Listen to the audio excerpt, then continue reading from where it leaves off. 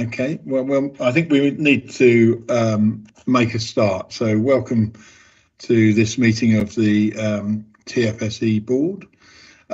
Just remind, if we can keep microphones off unless we're speaking, and hopefully turn off any mobile that we have in the room. And to go on to say that today's big issue is the signing off of the draft strategic investment plan, as you know, and we'll discuss and make alterations if and where necessary. Local authorities begin the process then of taking these through their own democratic process. And as I don't need to remind you, this is the culmination of 5 years of hard work, and there's a substantial evidence base in place that sits behind this, and I don't think we should ever forget that and not refer to it when we need it. The strategic investment plan is a really ambitious document that sets out the case for investment in the South East for the next 30 years. So hopefully we can have a thorough debate today about that. So if I can also welcome Councillor Jamie Lloyd here today from Brighton and Hove City Council, who's subbing for Councillor Elaine Hills. And Stephen Bishop is here, who will present the final draft a bit later on. So we go to apologies, and we have apologies from Councillor Alan Jarrett and from John Halsall. For the 1307 Great Western Railway Service. Very interesting, somebody on the station. There we are. So we come to agenda item 2, unless there are any other apologies. Dominic. Yeah, afternoon, thank you. Can I just give apologies for Councillor Edward Hare and for Hampshire County Council as well, please? Thank you. They're noted. Thank you very much, Dominic. If there's nobody else, so we'll go on to agenda item 2, which is the minutes from the previous meeting. So can I have your approval to sign the minutes of the Partnership Board held on 26th of September? Agreed. Agreed. Thank you. Me. Declarations of interest. Are there any declarations of interest that any board member feels they need to make? None showing. Thank you. There have been no statements that have been requested by members of the public today, although as many of you will have seen, we've had some emails in over the last few days with regards to the SIP. We've had messages from South Downs Network, from Skate and others asking for the SIP not to be agreed. And I'm sure most of you have received those. The correspondence asked the board members not to agree to SIP because in their view, the emphasis on road building, and it's not compatible with achieving net zero. As you'll know, the consultation provided opportunity for stakeholders to make their views known, and although consultation is now closed, it's important that board members are aware of this correspondence as they consider the SIP. And the TFSE team will set out the consultation process and responses, and with Stephen Bishop from Steer take members through the changes to the SIP and highlight our response to the comments above. So we all recognise the urgent need to address the climate change issues. We recognise that transport is one of the largest contributors to the carbon emissions, and we also recognise that we need to take action now. TFSE are committed to reducing emissions and achieving net zero carbon from travel in the region by 2050 at the latest.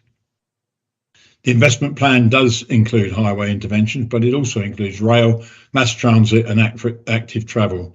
It is a multimodal investment in all of those modes for consideration, and need to support the mode shift away from private cars in order to reduce the carbon emissions that we all seek to do. We can't get away from the fact that each and every person is reliant on highways to go about their day-to-day life, whether that be travelling by car, by bus or cycling or walking and wheeling. or to the access railway and bus stations or stops. Highways also facilitate freight and businesses and allow people to access goods and services or to receive them to their home. We just need to remember that the investment in highways is an investment in multimodal movement corridors, providing for journeys by electric and hydrogen powered vehicles, buses and all forms of active travel. Without this investment and the investment in other transport modes, we will not encourage the mode shifts that we all seek.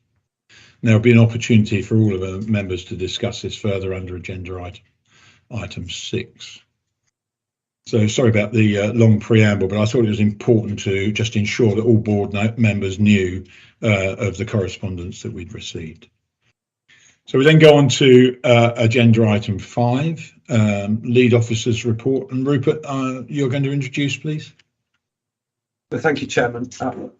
Just a relatively straightforward report in that most of the activity that's in the report will be discussed at item 6. So I don't propose to dwell on that section 2 of my report.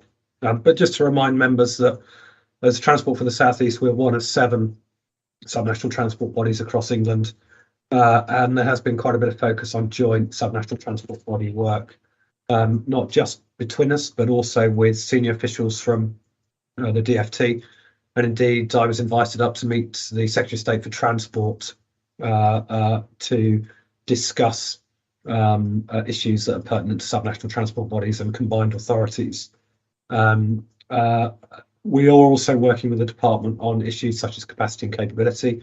So, for example, how we support local transport authorities in being successful with their bus service improvement plans or developing business cases.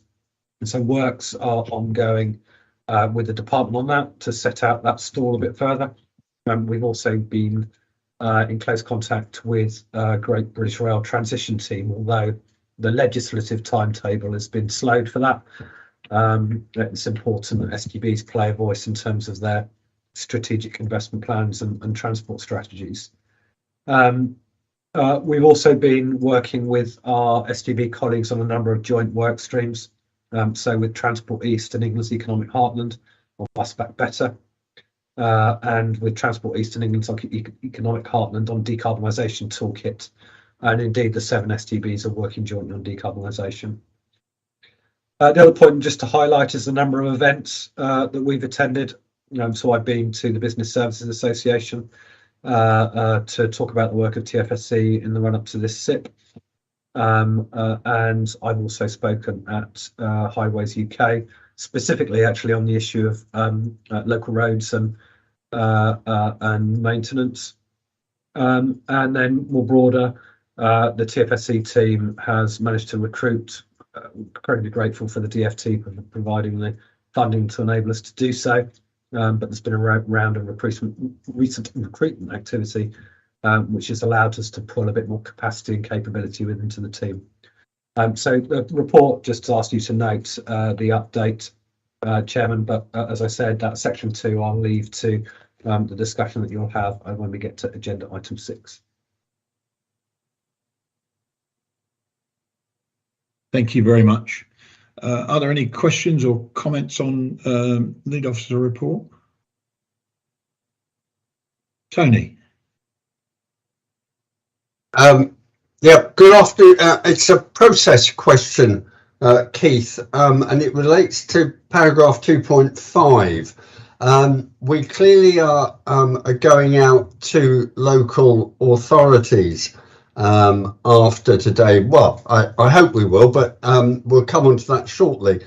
In reality, the time we are effectively allowing local authorities is much less than I had originally anticipated, because as I understand it, the board meeting in March is the 13th of March, which effectively, with holiday periods that are looming around Christmas and the New Year, allows a quite narrow opportunity, perhaps less than 6 weeks in real terms, to get things back, because clearly at the TFSE end, you'll be looking in order to get papers ready for the 13th of March, effectively, the deadline will be about 2 or 3 weeks beforehand to get any sort of meaningful report pulled together.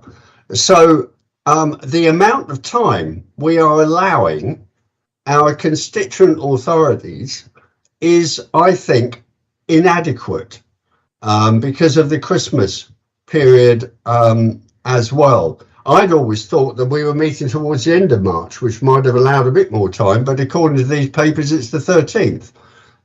So I would flag up that is a real concern, and particularly as authorities may well wish to have cross-boundary and sort of sub-regional discussions as well. So it's not as though it's just one council that will deal with it. There will be issues inevitably that might require those discussions with neighbouring authorities. So am I missing something here in that timetable? Okay, it fitted in with ours, but Rupert, do you want to answer that? Yeah, thank you, Chairman. Thank you. So we've had communications with the senior officer team to figure out, how long might be needed for the process. It's around 14 weeks without Christmas, and we'd anticipated that would be enough time following the feedback we've had to step it through any of the constituent bodies that wish to take it through a process. So, I mean, I'm not sure about the 6 weeks, Councillor Page, but it's more like 14 if you exclude Christmas. So from whatever decision you make today, if you're in agreement to agree the SIP, then it's about 14 weeks or so. And when, depending again on the outcome of today, we'll be sending around a SIP later this week for them to use as part of your processes.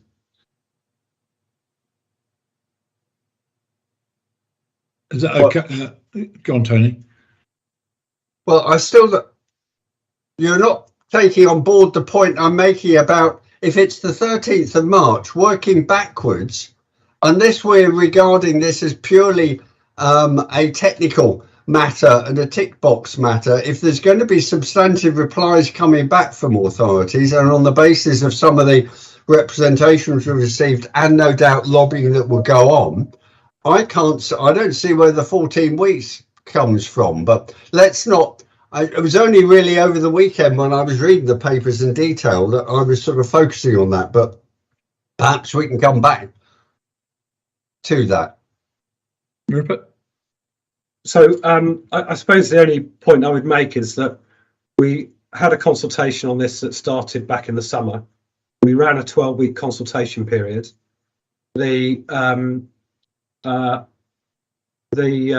views from the consultation have been analysed, taken into consideration, and where appropriate, amended. So the version of the SIP you have is an amended version to the one that you saw before we went out to consultation. So the point is that the consultation has closed. What we're doing is getting the analysis of that and seeking your views on whether you consider that we've incorporated the results of the consultation in an adequate way for the SIP. If at the end of today, so when we get to the end of agenda item 6, if you think that that is not the case, then clearly we may need to revisit the timetable. But I suppose the point for me is that we had the consultation. It spanned a 12-week period.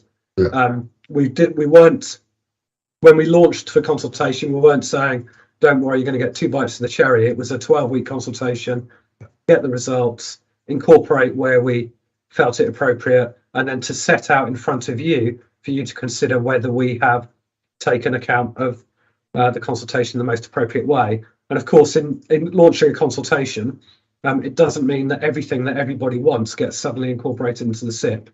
And what we've tried to do is weigh up those responses to put in front of you something that we think is appropriate given the strategic nature of transport for the South East.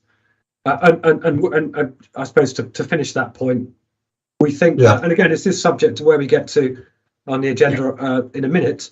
But if you are minded to agree with what we put in front of you, then we think the timetable works based on feedback we've had from officers. If it's something different, then we'll need a conversation about what that might mean in terms of timescales. Thank you, Rupert. And I think we hear what Tony's saying, and we will address it if things change after agenda item 6. Is that okay, Tony? Okay, let's return to it. Yeah. Thank you. Are there any other comments on the lead officer report? No. Okay, so we're asked to note the activities of that between September and November 22. We agree? Thank you. So we now move on to the main item for this afternoon, which is the SIP update. So if I can ask Rupert to provide the board with an update on how far we've got, and we'll have some more interventions before we open it up for general comment. So Rupert, I'll hand over to you. Thank you, Chairman. This is going to be quite a chunky item, so I'm just going to give a few words by way of introduction, and then I'm going to be asking the team to set out what we did in terms of the process for the consultation. I think it's quite important that board members are aware and cited on the rigorous process that we went through to make sure the consultation was a meaningful one.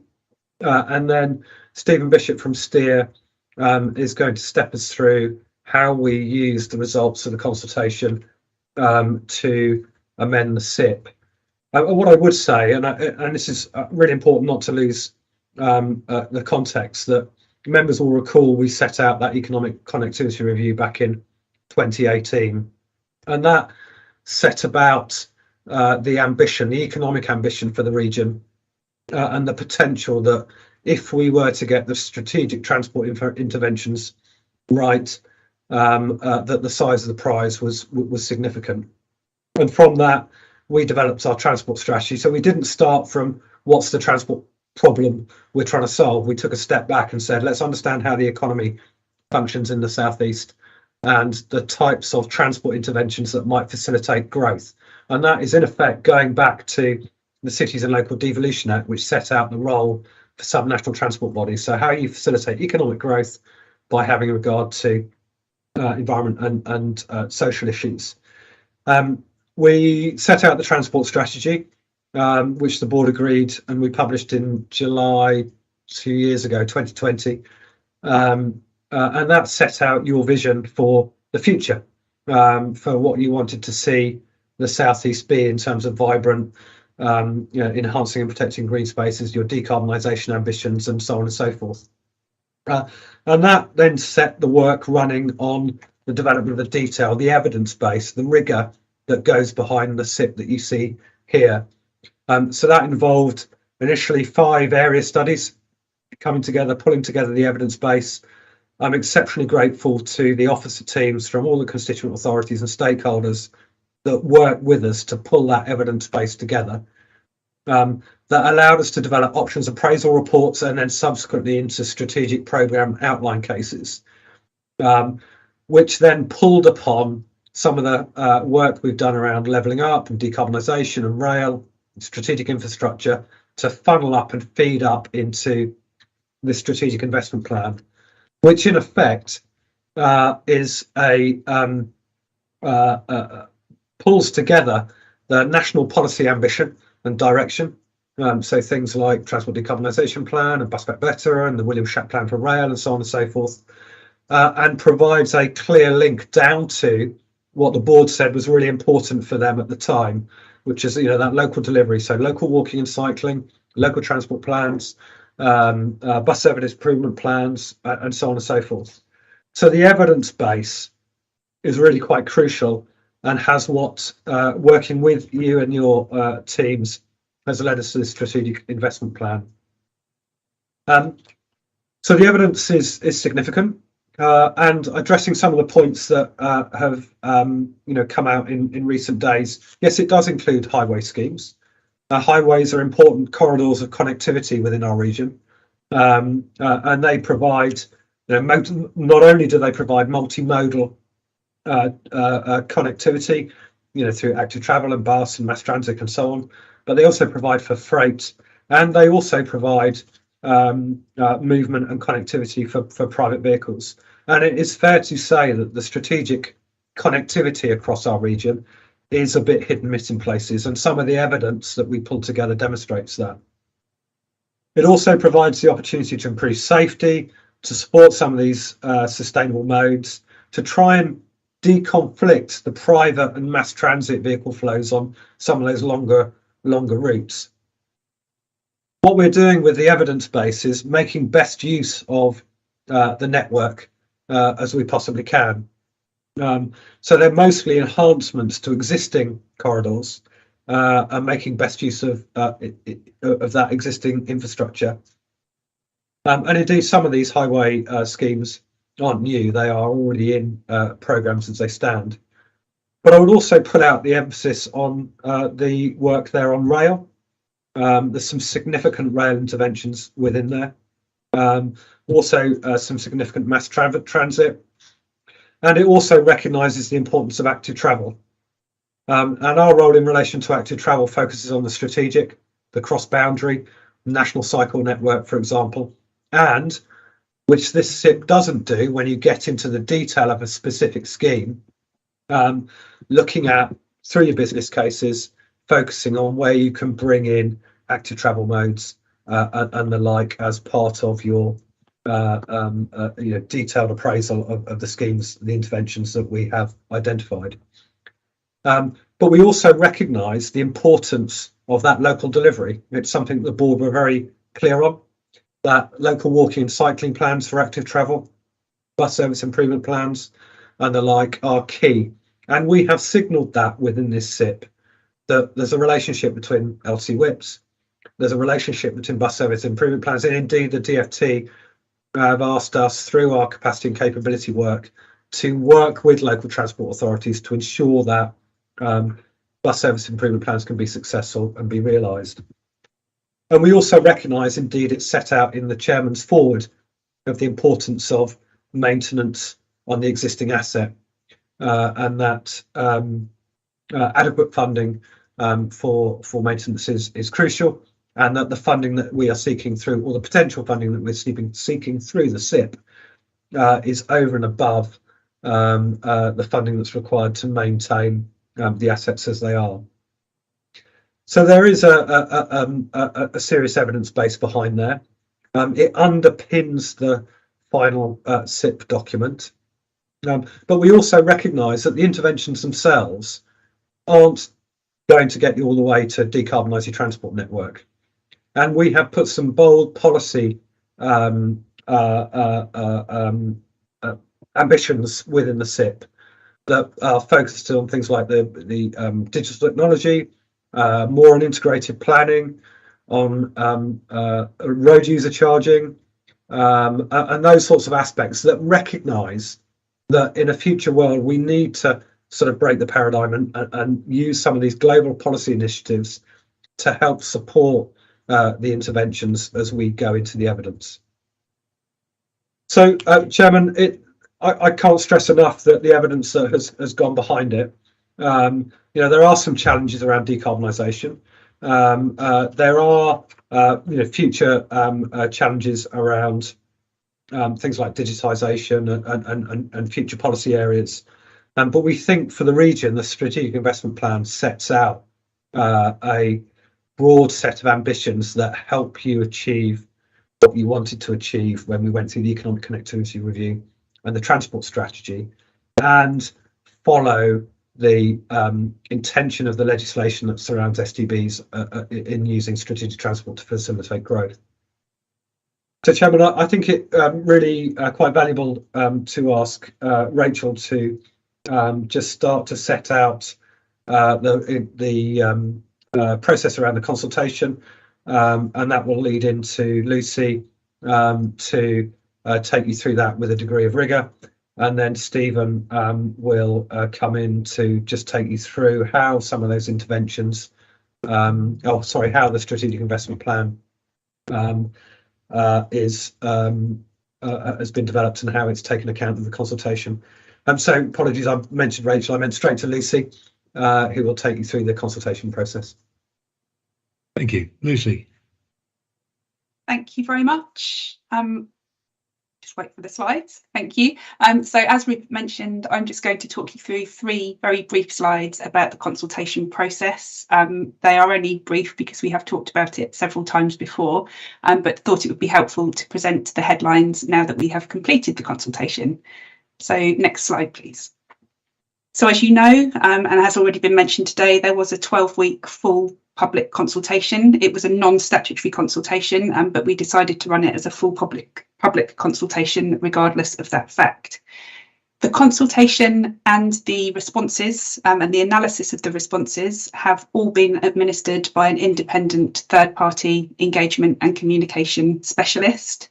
That was a decision that was made very early on in the process to provide some reassurance that these results have been independently verified and presented. So although I'm presenting them to you on behalf of TFSE, all of the work behind the scenes was done by our engagement specialist, ECF. So we had an independent standalone consultation website called Engagement HQ that was set up for the purposes of the SIP consultation. And that was really, really well received, as you can see from the figures here. We had over 8,000 visits over the course of the 12 weeks to the website. And from those visits, 429 people were classed as fully engaged. That means people who either completed the survey on that electronic platform or asked a question via the platform. There was an interactive question and answer function. In addition to that, there were just under 3,000 actively participating people. That means people who spent some time on that platform, had a good look round, looked at multiple pages, and then just under 6,000 aware participants who sort of popped in, had a look round briefly, and then went again. We had 2,720 document downloads, and that is primarily either full copies of the strategic investment plan, the consultation draft of the plan, or the summary version. There was also the option to download some maps and some geographic explanations, so really good engagement there. All of that resulted in a total of 641 consultation responses received via a variety of means. As you can see here, 422 were completed survey responses. That is responses that followed the survey structure, so either received via that digital engagement platform or via a paper printout of the survey questions. So they were quite structured responses. We received 131 responses via the campaign that was led by Transport Action Network. So they arrived to us in the form of emails. And they were, in the vast majority, a prescribed format of a set structure of words. Some of them had been personalised, some had the addition of text, but the vast majority of those were campaign responses. And then a further 88 written responses that were received by email or letter. Those written responses were free text, free form responses, some of them many, many pages long, and they were predominantly through either political organisations, MPs, businesses, and people that didn't feel comfortable with the prescribed format of the survey questions. Across all of those different platforms and all of the different submissions, we ended up with a total of 1,374 qualitative comments. So that is free text comments that were more than the tick box, yes, no's, and the other options that were offered as part of the digital platform consultation. All of those free text qualitative comments have been coded and analysed and recorded and are referenced in some detail in the board papers and the various appendices that are attached with your pack. Could I have the next slide, please, Holly? So in terms of responses, really, really good responses. Thank you very much to all of you and your organisations and your officers especially for your support in marketing the consultation and also for your formalised responses. We did receive responses from all of our constituent authorities. The Berkshire Local Transport Body submitted a response on behalf of the Berkshire authorities, and we did have 3 additional Berkshire responses as well, so thank you very much for that. As you can see, TfL and England's Economic Heartland responded, and a number of national agencies, including Network Rail, National Highways, Sustrans, Transport Focus, British Horse Society, and the Chartered Institute of Logistics and Transport. We had a number of district and borough authorities. I think that's a really good reflection of the work that we have done to engage with our district and borough colleagues. And also a response from the South East Protected Landscapes Group on behalf of the protected landscapes and AONBs in our area. We did also receive a standalone response from that group, excuse me, from the Kent Downs AONB. We had 2 LEPs respond, EM3 and BLTB, as I just mentioned, the Berkshire Local Transport Body, and 8 MPs. And I have a list of the MPs if anybody is interested, but a good number of MPs. In addition to that, we had 18 town and parish councils, so very pleased with the engagement from them. And in total, just as a sort of headline figure, 65% of all of the responses that we received to the consultation were not on behalf of an organisation or a representative body. So were therefore either classified as self-classified as members of the public, or were classified as members of the public because they weren't identified as an organisational response. So 417 in total responses from members of the public, and that includes the individuals that submitted to us via the Transport Action Network campaign. So the next and final slide that I am going to present is just a scatter diagram of responses by geography. And I've just included this so that you can easily see the breadth of responses that we received. This doesn't reflect every single response because not every single person told us their postcode, but this shows you the ones that we've got. You can see there's a good spread across the geography. There is a cluster around London that is predominantly organisational responses.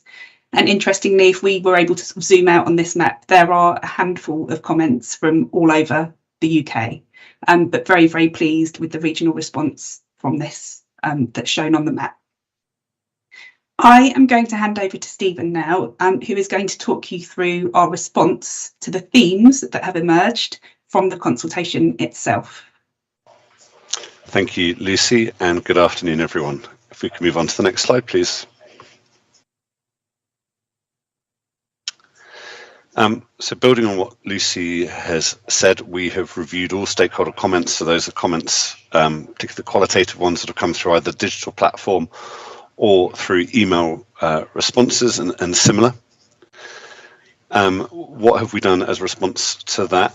There has been a much clearer explanation of what the function of the SIP is and is not, as well as signposting a lot of the supporting documents that provide the additional detail that a lot of people were requesting as part of their consultation responses. Further work looking at the monitoring indicators and TFSE stating what its role will be in as ongoing work with regards to monitoring and evaluation, as well as the next steps. Again, I think a lot of work that will come forward as part of delivery planning or action planning will address some of the comments that have been received. There's been a bit more clarification about some of the interventions, as well as there'll be minor modifications to some of the mapping in the desktop published version, and then addressing what we've called hygiene factors, so typos and formatting errors and the like. Next slide, please. So in terms of grouping the qualitative responses by theme, they've been grouped into about 9 areas. The area with the highest number of comments was around decarbonisation and the environment, particularly around biodiversity and biodiversity net gain. Public transport and active travel featured highly in terms of support and wanting to promote those areas. Highways, a range of comments from those calling for further investment and additional interventions that they wanted to be seen, to those identifying concern about the highways interventions within the SIP. Connectivity, largely supports for enhancements to connectivity, particularly east-west connectivity or orbital connectivity, and some comments on the costs and benefits, funding and financing. An important set of comments about rural transport and enhancing rural accessibility, and then a small number of comments about the integrated sustainability assessment, and then what we've labelled as some general comments, really about sort of structuring of the document and the like. Next slide, please, and on again. I'll now go through each of those 9 themes and comment on the updates that have been made to the Strategic Investment Plan since the version that went out to consultation. And whilst there haven't been necessarily a huge number of amendments to the individual interventions, I think reiterating or strengthening or changes to the policy context are quite sizable. So under decarbonisation environment, the importance of reiterating TFSE and its partners' commitment to net zero carbon from travel in the region by 2050, and that's at the latest, and the role of the SIP in supporting this commitment. The SIP is not a net zero strategy, although supporting work does identify pathways to net zero, but the SIP will make a sizable contribution to net zero, about 15% at the tailpipe. We've updated the content to ensure that we reflect that urgency of the climate emergency, so it's not just about the end date, but the pathway, taking a budget-based approach. Greater emphasis on the role of behaviour change, integrated planning and digital technologies. So this is reducing the need to travel as well as encouraging that mode shift to more sustainable modes of travel. So this isn't just about big capital investment, but some of the policy pieces or where resource funding can support that important trajectory. Reference and recognising, again, that it's not just about the tailpipe, but about decarbonisation of energy production, often called greening the grid, the reduction of embedded carbon, so that's the carbon associated with manufacturing and construction of different interventions, as well as accelerating the rollout of zero-emission technologies, both vehicles and the infrastructure that will support the use of those vehicles, and then signposting to the other climate-related work that TFSE has been leading on. Next slide, please. Public transport had the next highest number of comments, many of them in support of the public transport interventions that have been identified within the SIP, recognising that this would be a once-in-a-generation programme of investment, likes of which haven't been seen before, really.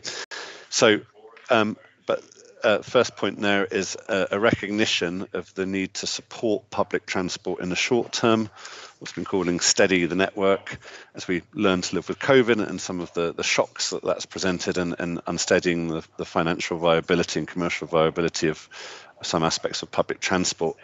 But that we're not seeking only to return to pre-COVID levels of service provision and demand, but to far exceed it. Clarity on what we mean by mass transit, that this isn't only trams, but also could be bus rapid transit or higher frequency bus corridors supported by priority infrastructure. Reasserting the need that it's not just about infrastructure and services, but that public transport needs to be accessible, affordable, integrated, reliable and attractive.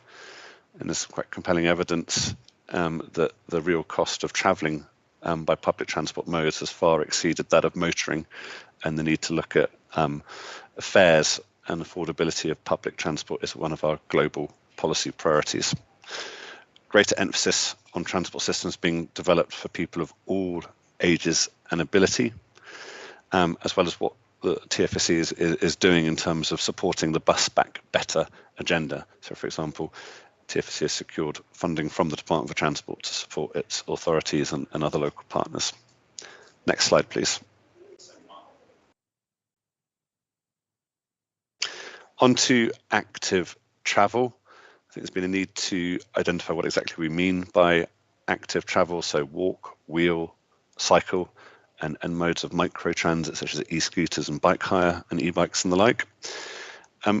We've made a particular effort to be clearer about the perhaps more qualitative benefits we haven't been able to quantify to personal well-being and public health, to further make the case for investment in active travel, as well as signposting stakeholders to the Strategic Active Travel and Micromobility Plan that again echoes the commitment of TFSE to local cycling and walking infrastructure plans, the large number of particular interurban long-distance cycling interventions or active travel interventions that are identified in the plan on the National Cycle Network, as well as the Avenue Vert, as well as broader sort of policy positions, if you like, about the promotion of active travel, training, education, and the like. Recognition that all journeys start and finish on foot, wheel or cycle, so that it needs to be considered in a first mile, last mile context, hence support for LC whips, as well as some of the longer distance bits. The importance of the National Cycle Network and Sustrans guardianship of that, given more emphasis in the narrative, as well as about a dozen interventions for the National Cycle Network. And then also emphasis on the benefits of active travel in supporting new development and helping it to be more sustainable. Next slide, please.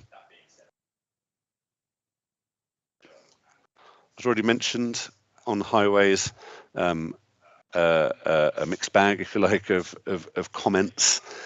The first thing to note is that we have clarified the importance of integrated planning and digital technology in reducing the need to travel by motorised modes. And then where possible, making best use of existing highways through maintenance and promotion enhancements for public transport, shared mobility and active travel. So recognising the multimodal nature of our highways as movement corridors for people and goods. Advocacy for far faster adoption and use of zero emission vehicles and decarbonised energy production, but recognising that this is not a silver bullet solution and there is a need for action sooner than when the vast majority of vehicle kilometres will be conducted by zero emission vehicles.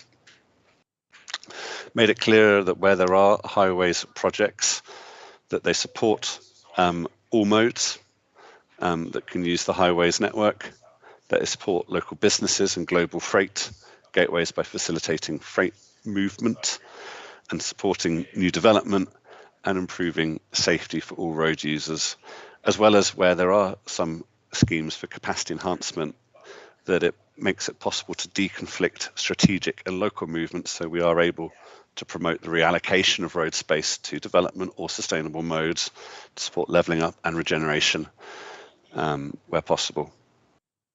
Next slide, please. On connectivity, made it much clearer that it's about providing greater transport choice across the region to make there attractive, viable alternatives to the private car, and where possible to support the move to rail freight for longer distance freight movements. Emphasis on improved connectivity, that this isn't just about for private vehicles, but for public transport and active travel, where it is possible for interurban movement, for example, through things like e-bikes. Clarified about what we mean by east-west movement. In some places that we really should be referring to orbital, because if you're to the east or west of London, actually some of those orbital movements are more north-south. Much greater clarification about some of the interventions for the rail network in the Berkshire, Surrey area in response to some of the consultation. And also what we mean by resilience is, of course, it's with response to weather and climate related incidents, but also accidents as well. Next slide, please. A few updates on costs, benefits, funding and financing. Again, re-emphasising that not all benefits have we been able to quantify. So again, importance around public health, safety and personal well-being. The potential for public transport to alleviate some of the pressures that are very immediate but ongoing around cost of living. How public transport and active travel can support development and the delivery of affordable housing and improve accessibility and reducing deprivation. Additional caveats around capital costs. Many of these schemes are at an incredibly early stage of development. That's why it's a real challenge to produce an overall assessment of impact. And so we have a limited number of indicators where we have been able to do so. But that as schemes come forward, they'll all be subject to due diligence, business case development and extensive engagement. And then signposting to the supporting documents that provide a lot more detail about the costs and benefits. Next slide, please. On rural transport, a number of comments, but we recognised that we didn't strongly enough make the relationship between the interventions and how they would support rural areas. So this has been an area of focus in the update of the strategic investment plan. So recognising how some of the interurban interventions in particular, and strategic mobility hubs and similar, and the global policy interventions will improve accessibility and help reduce rural deprivation. So the number of areas that we've highlighted are around rail enhancements that pass through rural areas, typically areas underserved by rail, along with new mobility hubs to improve access and egress from the rail network and for buses as well, and bus interchange. Interurban bus and mass transit corridors and active travel corridors across infrastructure, new services that better connecting rural communities with market towns. Noting that many highways interventions pass through rural areas and will support access by multiple modes to and from those areas, as well as I've already mentioned, the SIP supports all the 16 constituent authorities' bus service improvement plans, as well as the multiple local cycling and walking infrastructure plans that are either developed or in development, and then commitment in the near future to develop a policy statement on rural mobility. Next slide, please.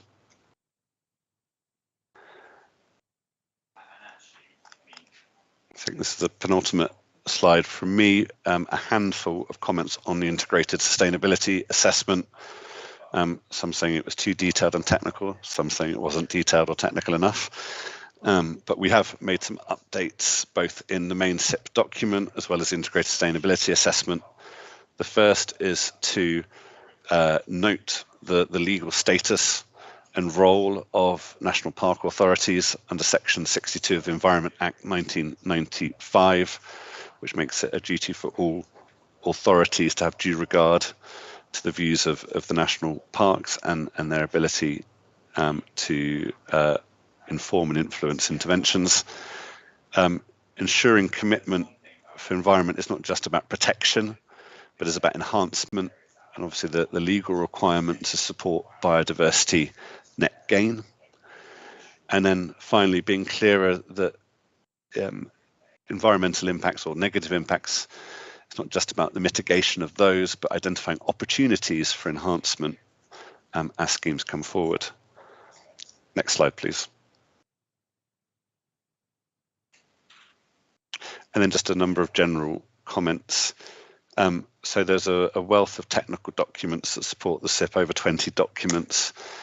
We've made it a bit clearer how people can access the documents and the information that's within them. That would address a lot of the comments that we've received. Made the role of the SIP clearer, and that, as I said, individual interventions and the detail and options assessment will be required as these schemes come forward and the due diligence on them. All schemes will have to be subject to contemporary requirements, whether that's around accessibility, carbon, biodiversity or climate resilience, and that there will be, of course, ongoing engagement with TFSE, its authorities and other national and local partners as those interventions come forward. That's it from me, and I'll pass now to Rachel. Thank you, Stephen, and good afternoon, everybody. I'm just going to spend the next few minutes just talking through next steps and highlighting the process that we would like to follow. Next slide, please. So as you're all aware, today we are considering the draft final SIP, and subject to sign off at today's board meeting, that would trigger the process for constituent authorities to take the final SIP through their own governance processes. We're aware that individual local authority protocols mean that some constituent authorities may want to seek the approval for this version of the SIP via their formal council procedures, and others have delegated authority which enables board members to approve the final version at their discretion. Those authorities who want to follow formal council procedures, we have provided them with an outline template report that they could use, and we are asking them to complete that process by the end of February. Which would take us up until the partnership board meeting on the 13th of March, which, as we've already discussed, is when we are intending to sign off the final SIP for approval and submission to government. Whilst the sign-off through local authority governance processes is underway, we are intending to make further updates to the maps to reflect some of the comments that we received as part of the feedback from the consultation, and we will be starting the final design work on the desktop published version of the SIP. The other thing that we'll be doing in the run-up to March is that a number of the consultation comments that we received, whilst they didn't impact on the SIP directly, do mean some changes, minor changes to either our area study reports or to our thematic study reports. So we will be doing some further updates to our technical evidence base as well in the run-up to the March meeting. And the intention is on the 13th of March, we'll have the final SIP ready to take through for sign off by the board and then submission to government. That concludes the presentation, and I'm very happy to hand over for questions. Thank you, Chair.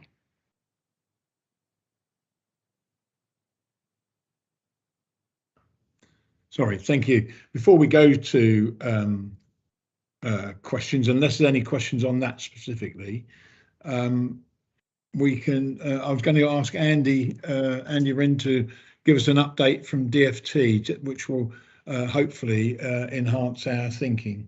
So, Andy, would you be able to do that, please? Very happy to, Chair. Thank you. First thing, I think fabulous bit of work. You know, culmination of many years of work built on a strong evidence base, built up in the area studies that we've watched and heard about as those have progressed. Second point I'd make, I suppose, is to amplify the point that Rupert made at the head of the meeting. It's a really tricky job, this, because what the SIP has to do is, it's not about solving a transport problem or local transport problems, as Rupert articulated. It is about thinking about the economy, the wider well-being, the quality of life, the climate challenge across the region, and it is intended to home in on region and identify the real strategic regional investments that will change the game and grow the region, and it comes from that evidence base. So it's not intended to duplicate the local transport planning process, the local transport delivery work that authorities do. I think at the margins it can help in terms of capability, capacity, good practice sharing, and there's lots of evidence of that happening in the TFSE neck of the woods. But it has to focus on those really strategic schemes that are pan-regional, that span authority boundaries, or the benefits at least span authority boundaries. We look forward to receiving it when it's completed its journey through governance. Thank you, Andy. So we open it up now, and I've got Joy first, followed by Colin. Joy. Sorry. Yes, just something going back to something that was said just before those comments then was about actually the updates to the document. I understand there was one particular comment stroke issue from the West Sussex point of view, which isn't in this version control. Can I have, you know, assurance it definitely is in the version control that we'll be looking at and the one that we'll be approving? I don't know the exact intervention you're talking about, I'm sure. I presume that the officers do. Rupert's nodding his head. Yeah. Yeah, the short answer is yes. There was when the paperwork was submitted, there were a couple of authorities whose comments weren't incorporated. We've had specific discussions with the officers of those authorities to ensure that they will be in the final revised version. So the short answer is yes, Councillor Dennis. That's fine. Thank you. Thank you for that. Colin. Thank you, Chair, and thank you all the officers that have been involved in this process. Yeah, the short answer is yes. I remember the 5 years ago when this was started and being involved at that point. When the paperwork was submitted, and what was a good vision. I'd like to first of all address where Keith addressed earlier on the emails we've been receiving. You know, and I first of all, I think we should thank the different organisations that have taken an interest and see the importance of what TFSE is doing, even though they may be against some of the points that are being raised. I think it's important to thank them for their engagement. But they must understand, like, again, as Keith said in his statement, that this is a strategic plan, and a lot of the constituent authorities, especially the transport authorities within the area, will be looking at this, and a lot of the in detail planning, which they seem to be wanting quantified, will be dealt with at the transport authority area when these schemes are put together. So I just wanted to make that point, because it is a strategic plan. It is looking at the bigger picture, which was when we had the initial conversations 5 years ago, was missing from the conversations.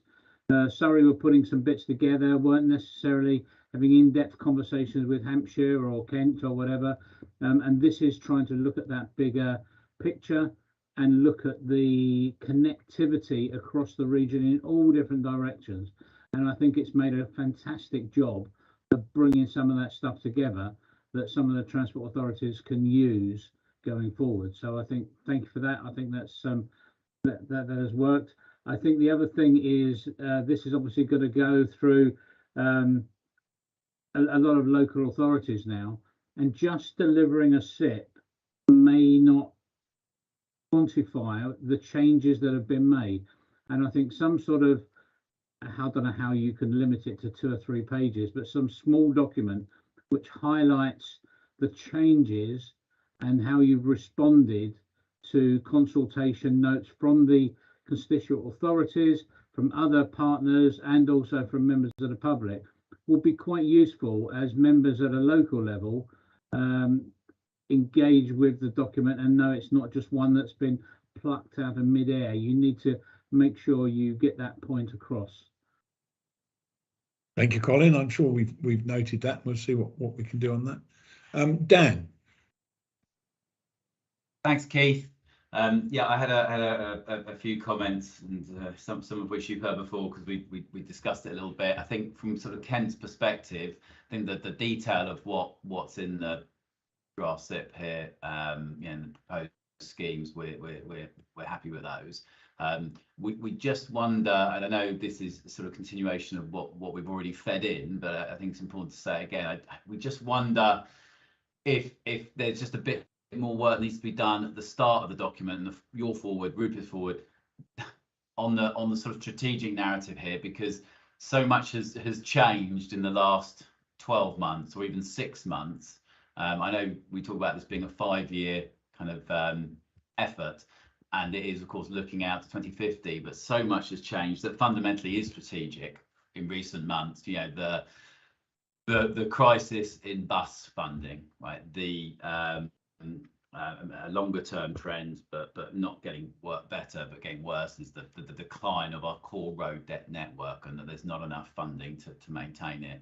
And the cost of living crisis, which means that not just buses, but active travel needs to be promoted like as soon as possible, because again, it's a lower cost means of transport, as well as, of course, helping us hit the decarbonisation targets. I know changes be made through the consultation process, but our feedback very much like, we'd probably like to see that go a little bit further up front, and in so much as relevant through some of the main strands of the SIP itself. Yep. Because a lot has changed, and we as an example, we can talk about building roads in 10 or 20 years time, new roads, but if our core roads everyone is using today, whether they be a driver or a cyclist, are degrading and not in good condition, it doesn't really help us. So I just really wanted to emphasize that and see if we could maybe make a few more changes, semantic changes, you might say, just the wording before the final version goes out. I think that will make it easier in our discussions with the public and easier to get through our various councils in approving this document. Thank you. If I just pick up that point now, we can deal with it as we go forward. I think we're all as one. We need to make those points, but I think Andy was very clear in his expectation from DFT's point of view. And I think we as members across the whole of TFSE were very clear.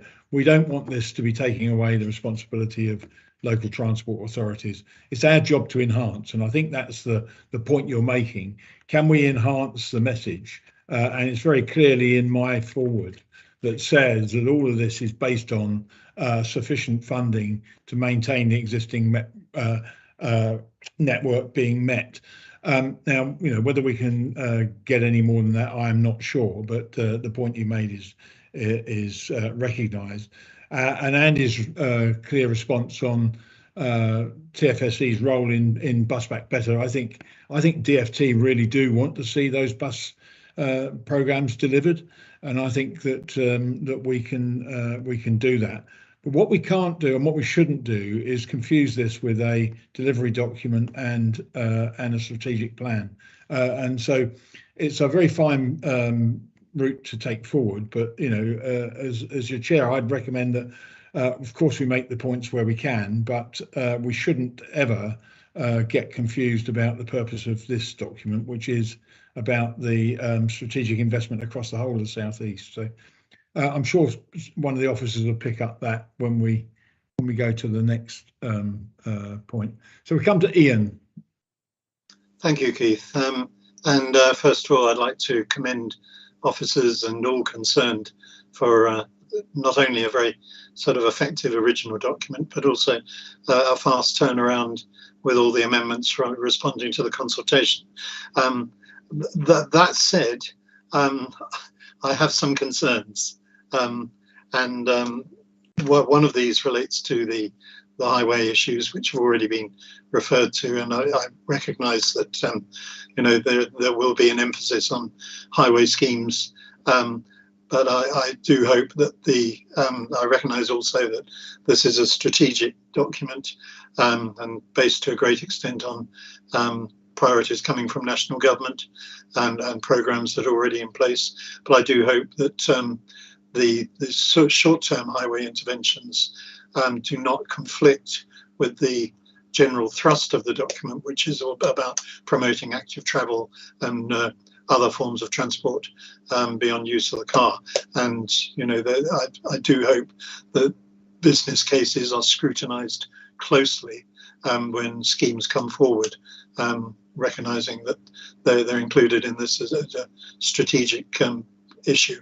But turning to strategic issues, I welcomed Stephen's overview of the consultation changes, and I note that some of the things that we requested on behalf of Protected Landscapes have been included as amendments to the ISA, the Integrated Strategic Assessment. We did, however, request that these issues are referred to in the main document, and I remain disappointed that some of these issues are not included in the main document as strategic issues and relegated to the ISA on the basis that the main document is the bit that everybody reads and pays attention to. The ISA tends to be, referred to only by technicians and perhaps not given the same level of attention, particularly in terms of resourcing and budgetary allocations. So I'd like to propose that on looking at page 89 of the document, this is the amended document, under investment priorities. This is 89 in the bundle, rather. There's a heading investment priorities, and as Stephen pointed out, decarbonisation environment attracted the greatest number of responses. I would like to see the wording of that changed to include something along these lines, recognising that a significant amount of the area of the southeast is covered by protected landscapes. All schemes should demonstrate how they respond to the Section 62 duty of the Environment Act and incorporate measures to deliver biodiversity net gain and enhance the natural environment and the landscape from the outset. So something along those lines included in that heading of decarbonisation and environment, rather than simply being referred to in the ISA, would be very helpful. And I think would help me getting this document through my members and the members of the authorities and protected landscapes that I represent. The second area is on page 129 of the document, and that is relating to costs, benefits and costs. And under estimating costs, it would be useful to have a line added that natural capital assessment should be incorporated into any estimates of costs. We recognise that table 2 in the section does actually show the current estimated costs of the schemes, but these need to be updated to incorporate the natural capital costs associated with them, especially physical infrastructure projects. It's going to be impossible to achieve the goals of 10% biodiversity net gain unless you've got a really good understanding of the baseline levels. So I'm hoping that these changes can be incorporated, and I think this will go a long way towards me being able to take this to my members for their approval prior to March. I'm hoping that I could have a meeting with yourself and Lucy or Stephen, Keith, to agree some wording in those two areas in particular prior to it, the draft being finalised and going up for approval. Thank you. I will leave that to officers to determine. I'm not writing this, and it can't be written by committee. But I think we've noted what you said, and we'll have a look at that. And Ian, we'll come back to you. Probably someone will answer that at the end. If the officers want me to stop and give you a chance to respond to some of that, I will. If not, I'll keep going and get you to respond at the end. So I'll go with Jeff next, please. Thanks very much, Keith.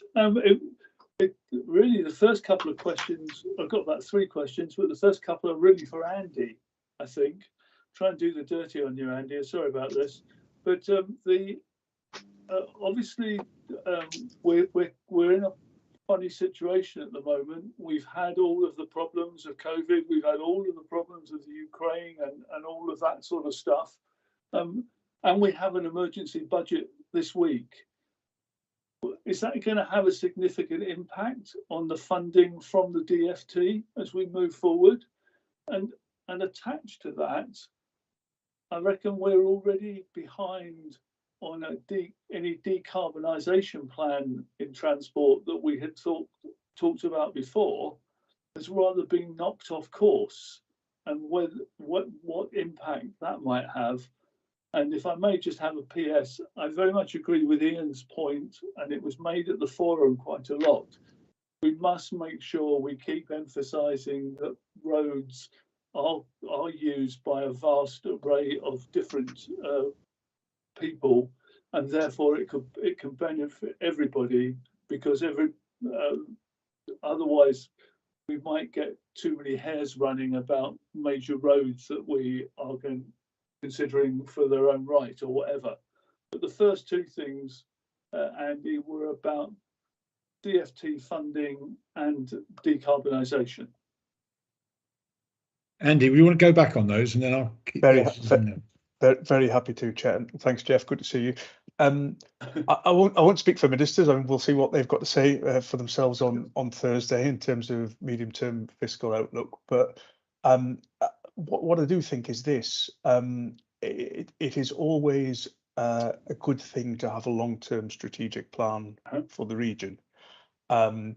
This is the sort of thing that's bedeviled us for years: the lack of long-term planning, the lack of proper evidence-based assessment of what's needed and what's going to drive growth, well-being, quality of living, and all those other objectives that ministers, as well as local politicians and regional politicians, are interested in. So I would hesitate to say that any announcement that's made on Thursday will change the content of the plan. I think it may change the way in which the plan is delivered or the timescale in which things are brought forward.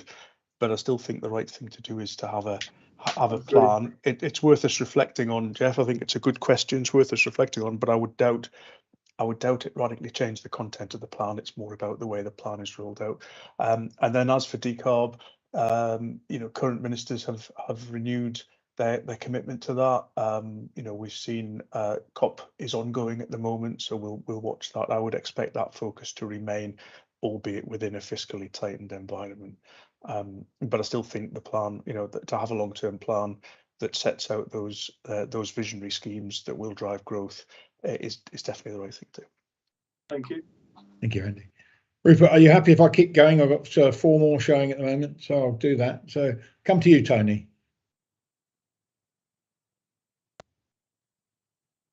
Thank you. Can I also thank colleagues for the work that's gone into this.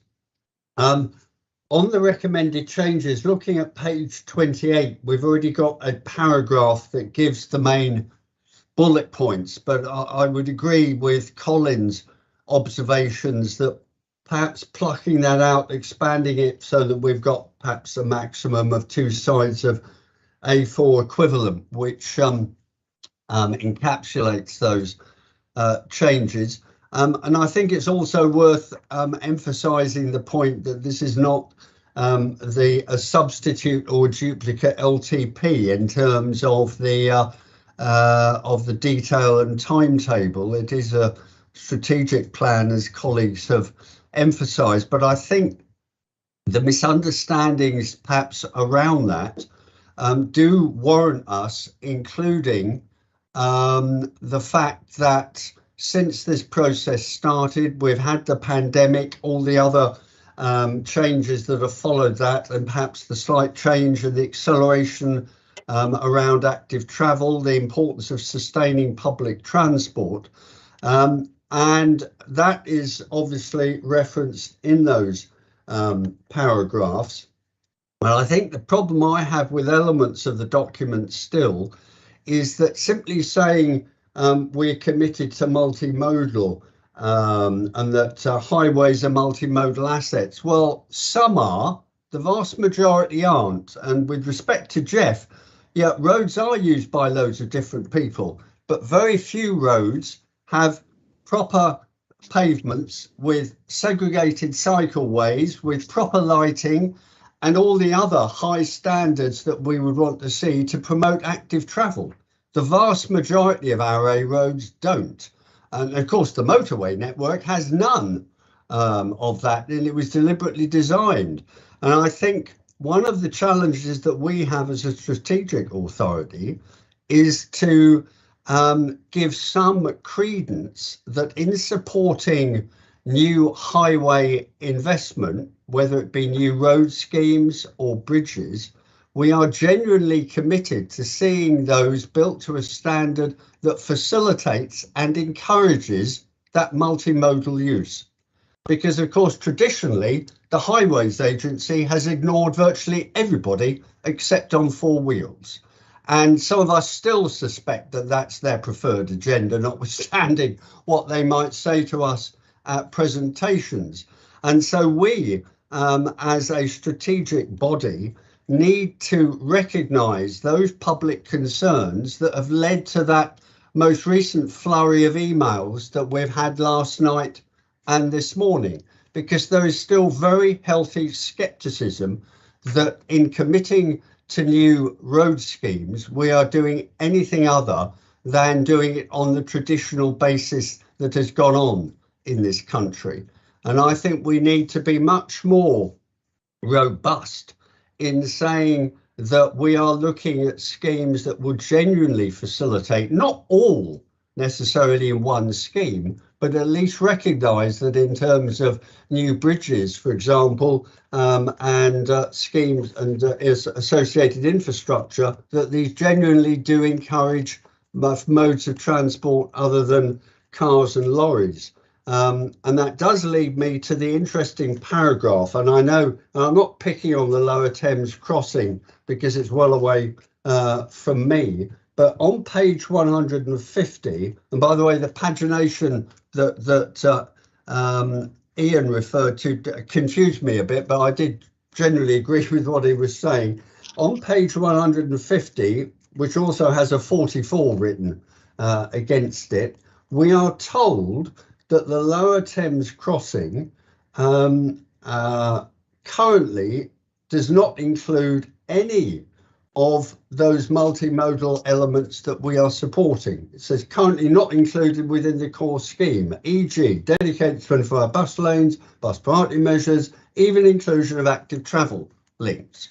Well, I regard that as completely unsatisfactory in any new scheme. And whilst we aren't obviously going to be the funding authority, I think we do need to recognise that schemes such as that must tick more boxes than has hitherto been the case. So that public transport and active travel enhancement as a genuine feature of those schemes is essential. Could I just go on to the issue of the 2050 target has also been raised, Chair. I remember at one of our earliest meetings saying my own authority, are going for net zero by 2030. I think that, and that was before the pandemic, I think 2050 is a cop-out relaxed target, personally. I think we are all capable of delivering to a much earlier timetable. And I know we caveat it by saying at the latest, Keith, but it does leave us vulnerable to an accusation that we are not serious.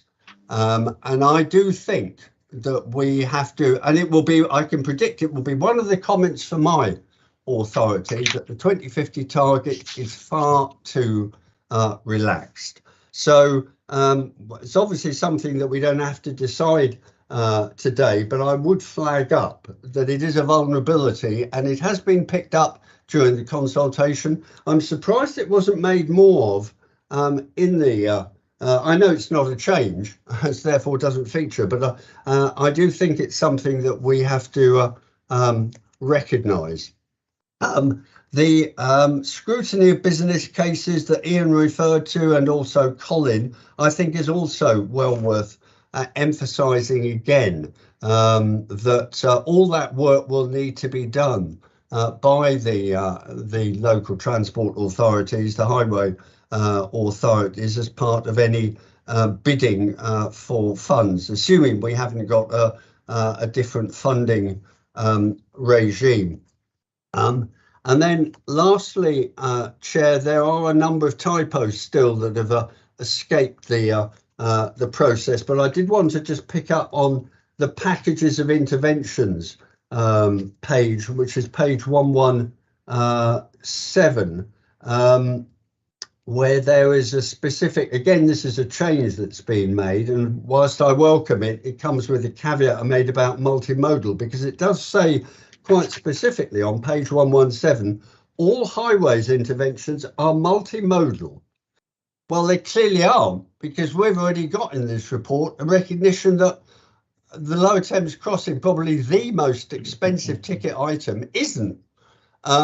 So I do think we do need to be a bit more cautious, or at least cover ourselves. And by the way, one of the typos is on that first bullet point, 4 of which have been quantitatively assessed. That's just a minor point there. I think that's probably all my comments at this stage. So a lot of good work here, Chair, but I think we've still got some way to go in reassuring and also setting out in, when we do write to local authorities, that the changes that we are making do relate to new environmental priorities and aren't just lip service. Thank you. Thank you. And we will carry on, but just to be very clear, Tony, my view as chairman of the board here, but more importantly as leader of East Sussex County Council, is that in East Sussex 2030 is not deliverable unless the technological interventions come into being tomorrow, and it's not going to happen. So as soon as possible covers that off, but we can have that argument outside. We get a change of government. I think it probably will Keith, Yes. but we can have a separate debate on that. Yours is a more relaxed approach. I'm very relaxed to have a conversation with you, as you know, Tony. Moving now to Jamie. Jamie, welcome.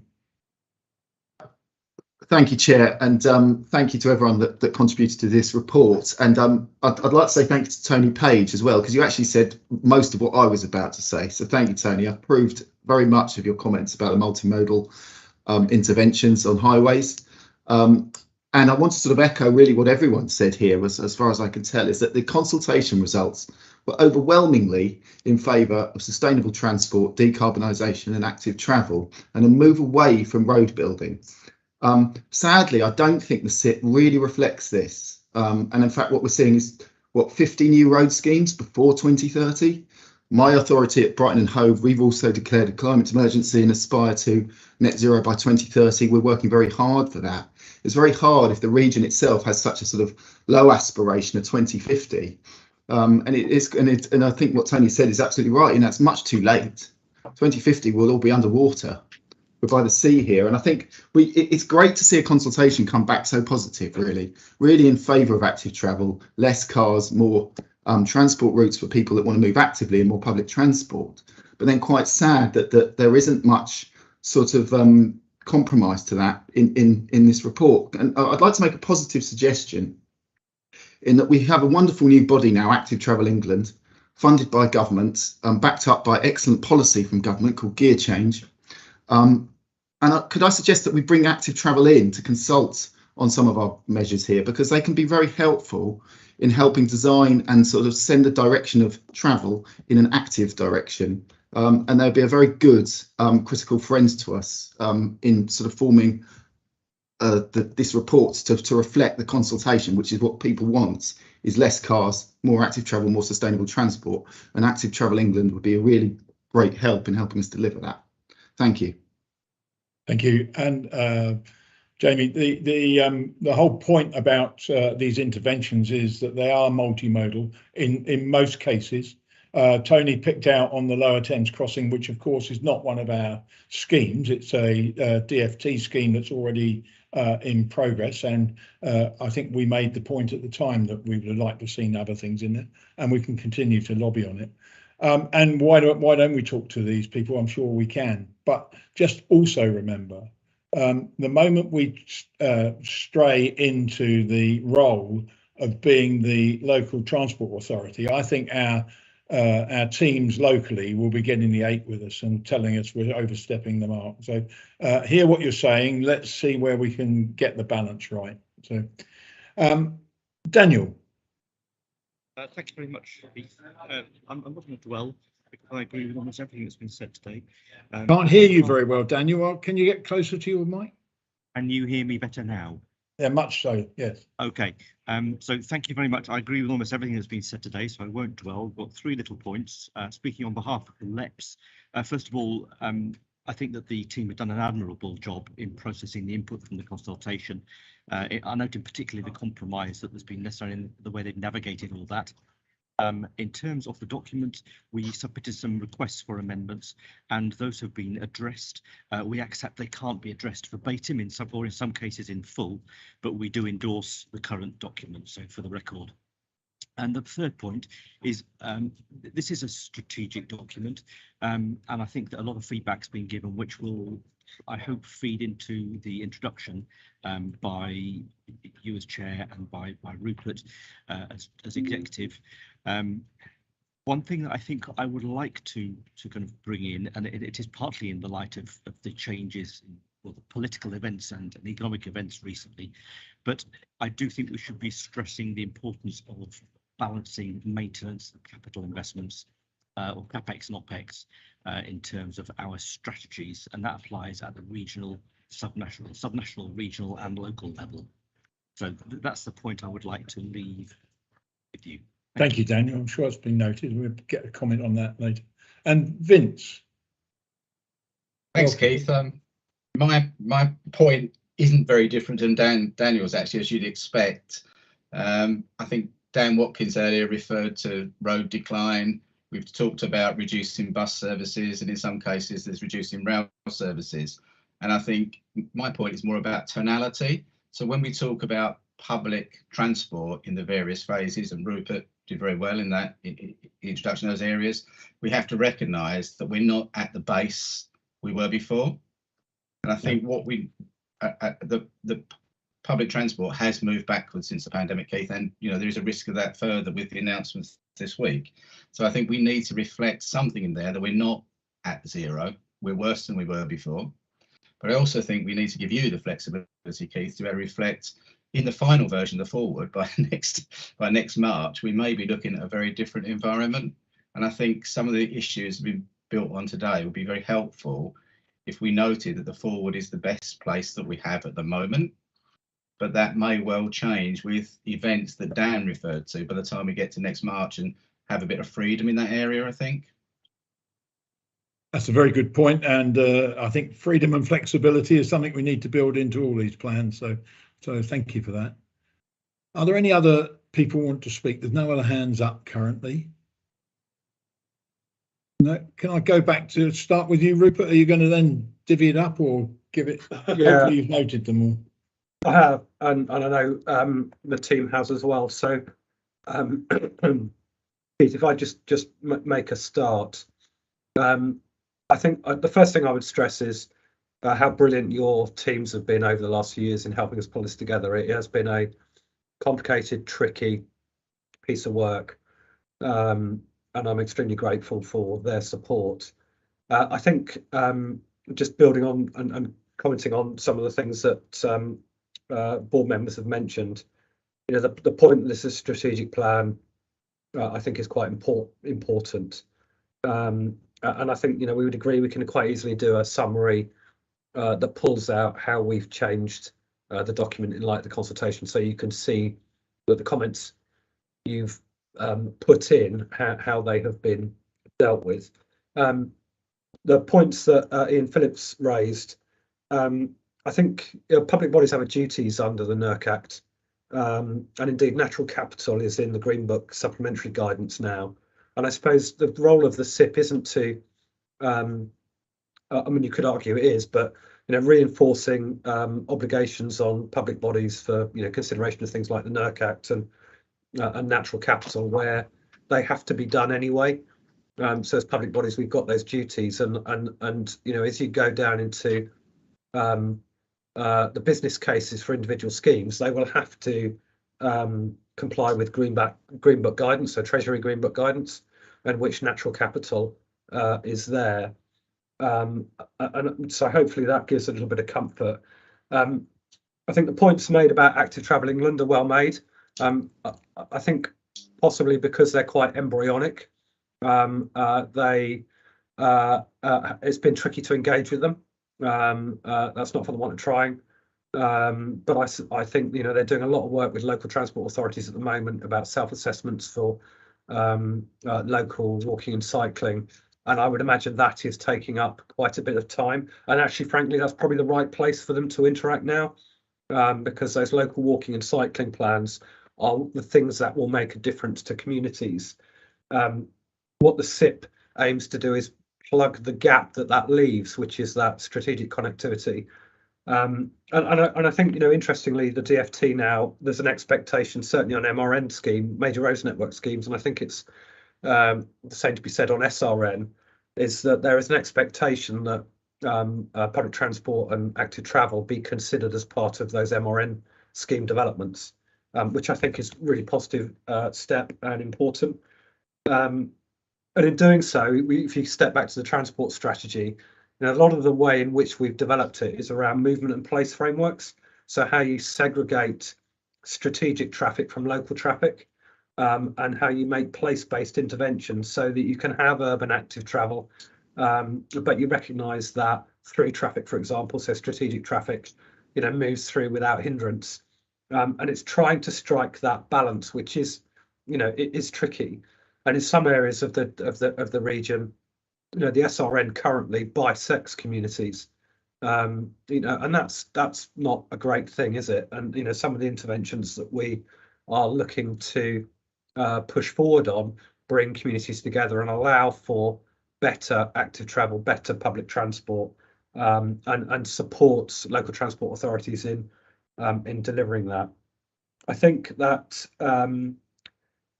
some specific points. So local Lower Thames Crossing, we support it in principle, but there's a whole range of detail that has yet to be worked out, and we have responded as part of the consultations on the detail around issues such as active travel and public transport.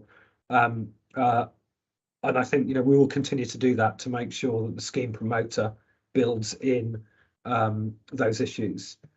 On the decarbonisation point and the debate about 2030 and 2050, we had long discussions when we were working through the transport strategy, and part of our decarbonisation thematic work suggests that decarbonising the transport network by 2030 is unachievable.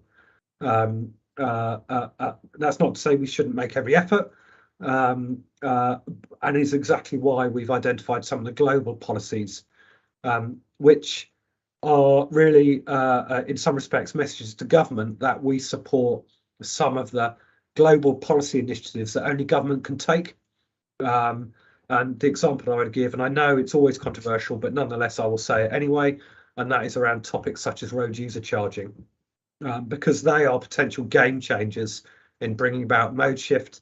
And we think that there are opportunities to use some of the surplus revenues to invest in things like public transport and active travel and so on. But those are really important aspects of the SIP. It's not just about the interventions, as important as they are. It is about the global policy initiatives that complement them. And we are having ongoing discussions with the department about some of those global policy issues, and some of which might be slower burn for a whole host of reasons. But if we are to bring about a decarbonised transport system, then they are vital to it. So the SIP in itself isn't a sort of trajectory down to net carbon zero, but if you pull all the things together, it sets you on the right trajectory to hit net carbon zero. I think the bit on maintenance, I think Dan, thanks to your team in Kent, they've been great in helping us shape some of the wording. We included in the forward some specific elements around maintenance and public transport, and I think it is that fine line. We could potentially strengthen up a little bit more in the forward, but I also think that local transport authority colleagues' engagement through organisations like ADEPT, which have a voice straight into the DFT, and I know that having been an ADEPT president, that the relationship at Director General and PermSec level is there. I think the LGA, County Council Network, the whole host of groups, there's almost needs to be a single line in so that government are hearing these messages from local transport authorities. And the SIP is just one part of that. And we sort of want to craft it in a way that isn't it's not a local transport authority lobbying document per se. It's that strategic plan that recognises some of the pressures that local transport authorities are under. So we can have a look at how we potentially strengthen that as part of the forward to bring out that issue that has a couple of you have raised. I'm not sure where the 50 road schemes come from, but a lot of the schemes that we're talking about, you have to balance it off with the railway interventions and mass transit and active travel interventions. When we talk about multimodal, it is really reflecting the DFT's expectations on how transport schemes will be developed, but that recognition that some of the trunk road network is about through traffic and moving through traffic through, and it's there are exceptions, and I can think of one locally, the A27 cycleway between Polegate and Lewes. There's a significant investment in active travel and providing cycling and walking provision. We're pushed for more of that. DFT's expectation of that is more of that will be built into schemes. The Green Book reflects some of the natural capital and biodiversity expectations and duties, frankly, that are placed upon public bodies. So I think I'll pause there, Chairman, but I think it would be quite useful to bring in Stephen, Rachel and Sarah, just to pick up any bits that I might well have missed and flesh some of the points I've addressed, if that's all right with you. Shall we run in that order then, Stephen? Yeah. Rachel, then Sarah. Thank you. I think quite a few of the comments have been addressed in supporting documents. I note Ian's comment that it's a bit disappointing not to see some of them in the main SIP itself. But I think because they are in the technical documents, there's precedent for them to be in the main document.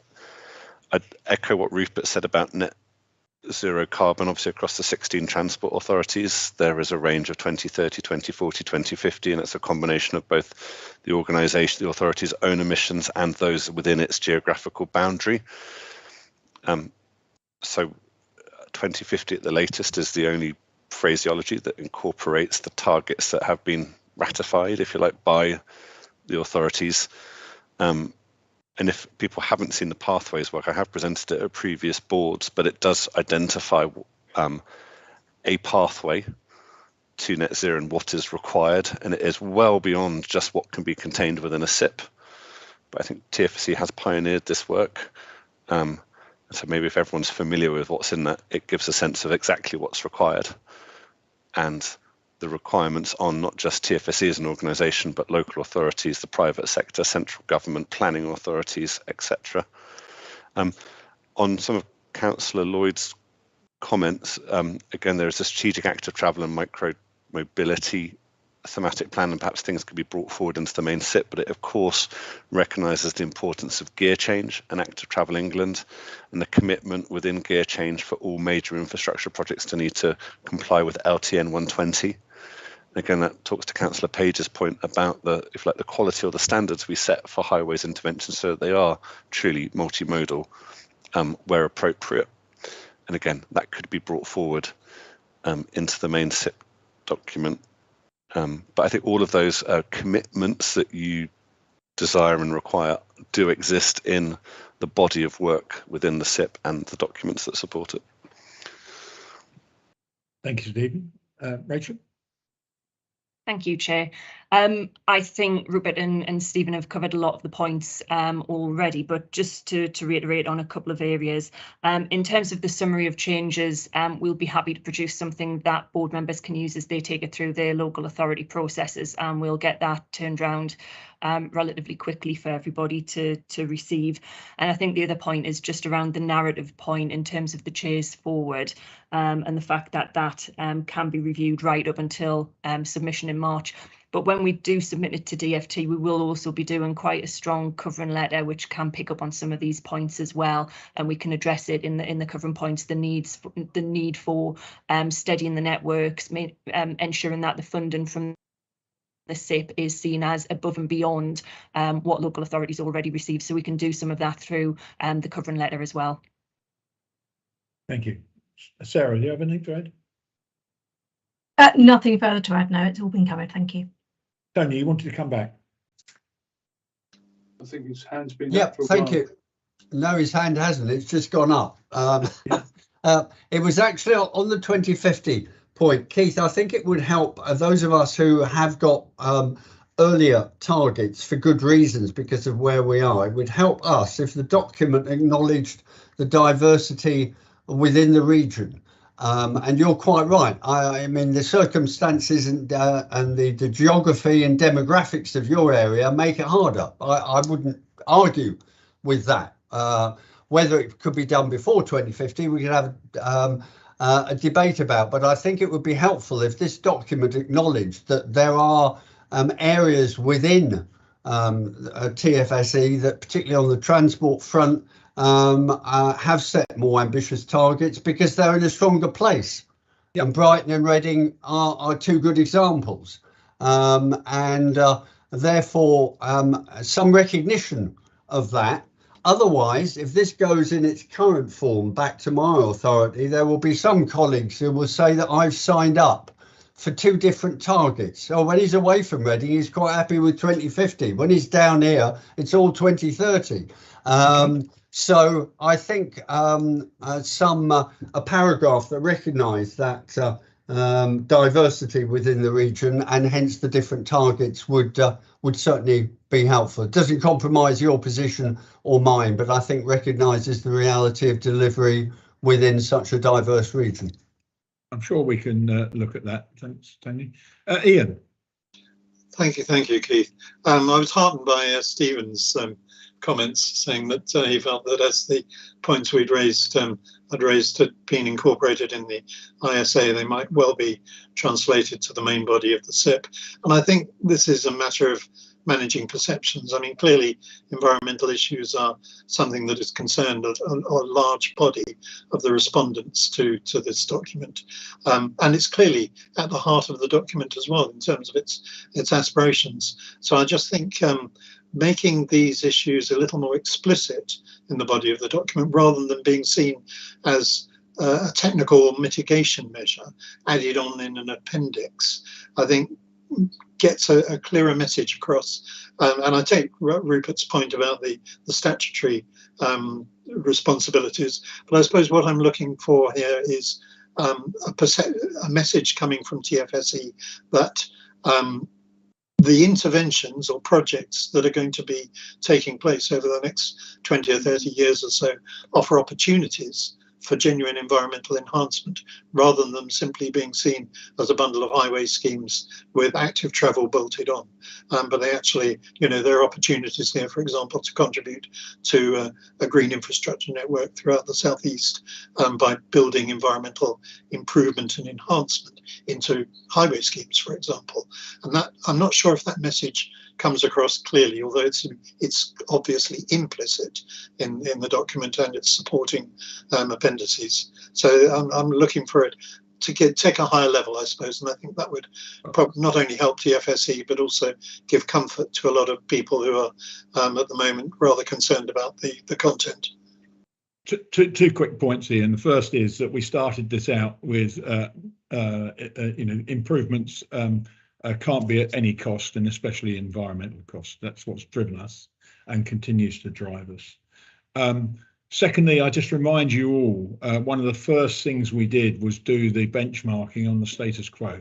And actually, the southeast will grind to a halt, whether it's electric vehicles, hydrogen, or whatever, if we don't make some of these interventions, whether it's, with the best will in the world, we're not all going to be walking and cycling in the lifetime of this plan. But it's absolutely right that we make the most of our environmental credentials, because we are and have been from day one conscious that it's part of our whole oversight and whole duty is to enhance the environment where we possibly can. What I'm a bit concerned about is the reality about some of our colleagues who will not see any of these interventions as being positive on highways, which will allow walking, cycling, and all the other things. The localised travel that we want to see go forward. If we can do it, Ian, and it's achievable, I'm sure we will. And I'm sure I would hope you and your colleagues would also recognise the whole feeling behind what we've been doing. The fact that you sit on the board, the fact that we really have worked hard to include all the environmental issues. When you look, and I'll be absolutely blunt and probably won't help me get this through the board, but I will say it anyway because I've never held back in anything. I think today's lobbying is by a group of people that have genuine reasons to fear in their mind this SIP. I can tell you there's an awful lot of people out there that would be really worried if we don't do something. So I'll just leave it there. Otherwise, I'll probably dig too big a hole to get out of. Even my lead officer won't get me out if I'm not clear. Keith, I'd like to make it clear I'm not taking an anti-highway stance. Far from it. I'm looking for opportunities to come from those interventions which are positive for the environment. Given that I come from an organisation based in Midhurst, where everybody has to travel there by car, I'm well aware of the fact that cars are going to remain with us and roads are going to be vital for a long time to come.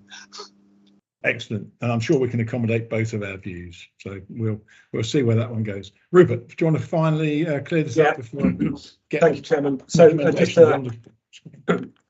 just a few points. I think we can look to put the emphasis that Ian and Councillor Page are seeking. I think it does feel sensible, actually. I absolutely recognise the point that Councillor Page has made about with some organisations got 2030, then it, you know, how can you support two targets? I think that's something we can simply do. We can, in your forward, I think, putting that greater emphasis on the maintenance aspect, so that we're clear to ministers about the importance of that maintaining the existing asset and supporting public transport. I think that's something we can do as well. I think the other point I would just I've reflect on, if I may, Chairman, and that is the strength that we have when we speak with a single voice. So we may not always agree on everything all of the time, but if we're all broadly on the same page and recognise, you know, the benefits that this strategic approach and this partnership brings, then we can nail this and bring about what we set out as our 3 strategic goals, which was improving productivity and attracting investment, that was improving health, safety and well-being and quality of life, and protecting and enhancing the South East's unique natural and historic environment. And the board, you recall, I remember distinctly you saying, as a board, yes, we want growth, but it can't be at any cost. And we think that this SIP goes that way, and brings about the ambition that you were seeking. You know, as we step through this, there is the flexibility. We'll be looking at the transport strategy next year, starting work on refreshing that, and that in part takes account of policy changes, legislative changes, and the SIP is not a moment in time document. It is something that will need to be refreshed as well. So, you know, assuming you move to a place where you agree this, then it's also knowing that it will be refreshed and will be reviewed, and the board are integral in every step of the way as we refresh and review. I think that's really helpful to reinforce that point. Do we have the recommendations on the slide, or do I need to read them out? I'll just get them back up for you. Thank you. Otherwise, I just want to be sure that we all know what it is we're agreeing. So there you go. So we are note the result of public consultation set out in consultation report, agree the proposed response to the main issues raised by those responding to the consultation, and agree the proposed drafting changes to the draft strategic investment plan and integrated sustainable appraisal. Rupert. Keith, I'm mindful that the board has sought some changes, you know, in how we bring emphasis forward and all the rest of it. Just as a suggestion, I don't know whether this is acceptable or not, but if you were minded to, you could delegate minor drafting changes to me in consultation with you. But you know, if the board are content with that, that might be a sensible way forward. What do colleagues think? Are you happy for that, or? Yeah. Could I intervene there quickly, Keith? Yes, certainly. I was inclined towards abstention on the vote, but if Rupert is suggesting that there could be minor changes, the drafting will give us a chance to have a discussion on this further, on those issues I've raised, then I'd be happy to support on that basis. I thought we'd agreed that already, but just to be absolutely clear, I think we have. Thank you. Was that a nod, Rupert? Yeah. So are we happy to accept that with minor changes to Rupert and myself? Yep. No Yep. objections? Okay. Vince, no, your thumb up. Right, that's good. Yeah. Okay. I was just trying Jamie? to agree. Yeah. Jamie, do you want to come back? We will be abstaining. Okay. Thank you. Fine. Well, and if there's any questions from Brighton and Hove, this is an inclusive one voice document. So if you need more meetings with us, Jamie, please let us know. Thank you. If it is just that fundamentally you and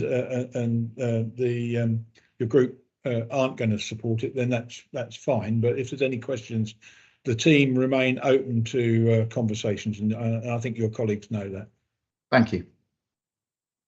Okay, with that, thank you very much. We'll move on to agenda item 7, which is the SIP delivery plan development. And Sarah, I think you're going to introduce, please.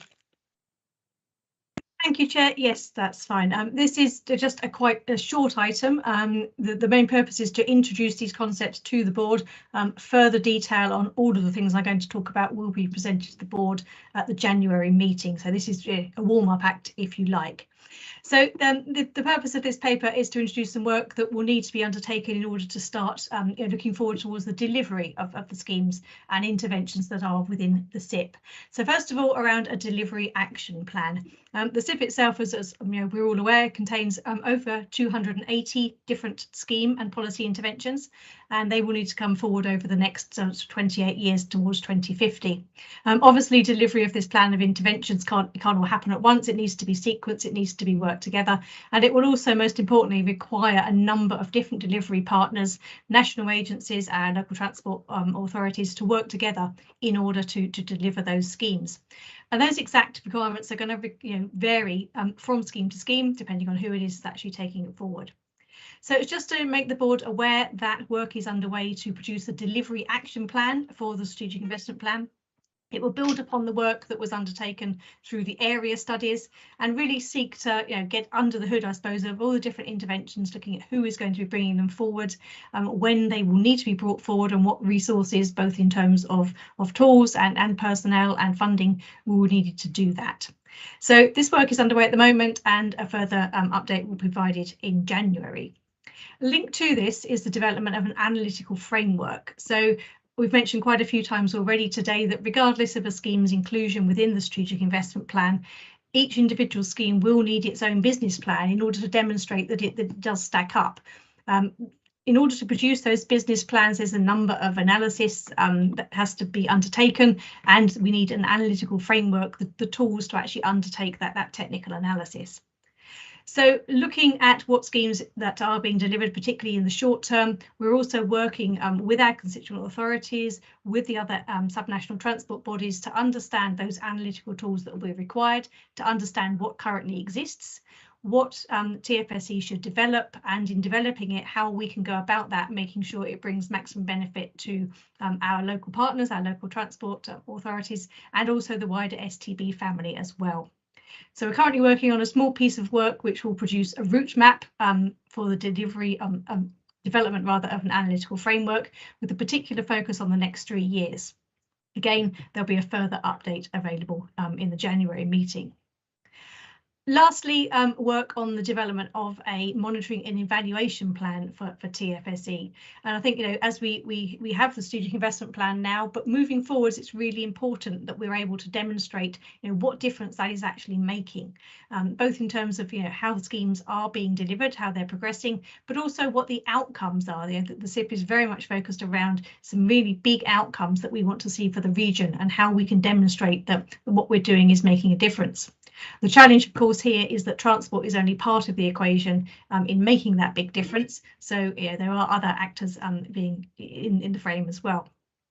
So the proposal at the moment is to start looking at undertaking a State of the Region annual monitoring report, which we could report on those key metrics that are set out within the strategic investment plan about those big outcomes we want to change for the area. This then could be something that would be renewed every year, and we could track the trajectory to make sure that we are heading towards the future that we want, the future that's set out in our vision for 2050. So again, we've just started some initial work on this, and a further update will be provided in January. I hope that was just a quick overview. I say this is sort of giving a flavour type report, and happy to take any questions. Thank you. Any questions for Sarah? None? Well, Sarah, thank you for the update, and we look forward to the next one. So are we happy to agree the recommendations as printed? No abstentions, no. Well done. Thank you. So we'll move on to agenda item 8, which is the technical programme update. And Mark, I think you're going to take us through that, please. Yes, thank you, Chair. Yes, just the purpose of this report is just to provide an update on a number of aspects of the ongoing technical programme of work. The first one of which is Bus Back Better. We have a project in place to come up with some packages of support to assist local transport authorities with the delivery of their BSIPs, where these have been funded and where they haven't. Some reconnaissance work has taken place around some workshops and a questionnaire survey to identify what support is needed. The packages of support around the topics that are set out in Appendix 1 to the report are currently being formulated, ready for stage 2 of the project, which will be to deliver those packages of support for completion by the end of March. Moving on to the electric vehicle infrastructure strategy, funding again awarded from the DFT for TFSE to produce a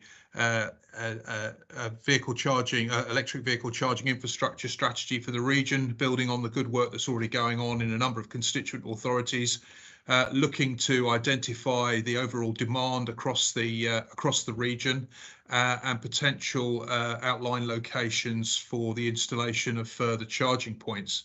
Also bringing together constituent authorities and key stakeholders into a number of forums to enable the exchange of information to take place and for joint areas of work and further work that TFSE could undertake to assist the rollout of charging points to be identified. On future mobility, we currently are moving forward with the implementation of the strategy and action plan that members agreed last year. We currently have WSP commissioned to help us take that work forward, which currently includes servicing the ongoing work of the Future Mobility Forum, and also producing and identifying some briefs for some further technical studies that will be undertaking to move forward the action plan. Similarly, on the freight logistics and gateway strategy, we started a piece of work with AECOM to identify the scale of the lorry parking issue that currently exists across the TFC area, and are looking to engage a supplier to help us move forward with a number of aspects of the action plan for the freight strategy, which are set out in the report, which include a property market review to identify potential further locations for regional distribution centres in the geography, the potential role of coastal shipping in helping us encourage the shift of freight from roads to more sustainable forms of transport. And an important initiative to improve relationships between the public and private sector to overcome the freight blindness that the public sector is often accused of having, and a piece of work on producing some freight consolidation guidance. Just moving on to the decarbonisation area, again, DFT funding here for some joint work with Economic Heartlands and Transport East to develop a transport decarbonisation assessment tool that will help local transport authorities in moving forward with their local transport plans and in responding to the guidance which is coming out from DFT on the shape of the new local transport plans, and particularly the quantifiable carbon reduction element of that guidance, which will ask them to undertake an assessment of how their LTPs are going to deliver carbon reduction. The tool that we're developing very much looking to provide the means to go about undertaking that assessment work. Lastly, on local capability, this work is now moving forward. We've identified a number of projects across the region to receive funding from the money that we were allocated by the DFT, and as set out in the report, 2 training projects, one in Woking and one in Brighton and Hove, some work to support a refresh of the model that currently operates, the transport model that currently operates within the Solent area, and also some funding to support the development of guidance to support the delivery of local transport plans across the region, but being pushed forward by Hampshire County Council. So that's just a brief update on those areas of the technical work programme. I'm happy to take any questions that anyone may have about the detail of those. Thank you, Mark. Are there any questions or comments for Mark? Ian. Thank you, Keith. Yeah, question about the electric e-vehicle charging study. Is that going to be looking at the potential planning implications of providing for charging points where there are private driveways or existing car parks? I'm thinking in terms of, you know, terraced houses, flatted developments, things like that, and an increasing demand for electric vehicle charging of one kind or another, and also the standardization of charging facilities. Will that be included in the study? Mark? You're muted, Mark. Mark? The main purpose of the sort of the TFSE involvement is across the region to identify at a strategic level where we think charge points need to be located on a kind of on a map basis, and also the potential quantity of charge points required. That the work about the actual implementation will be very much left to the local transport authorities, you know, using the work that we've done to identify the potential locations. The more detailed planning work will need to be undertaken with the funding that's available from government to the local transport authorities to actually implement on the ground. I mean, ultimately, of course, charging points will be needed wherever cars are.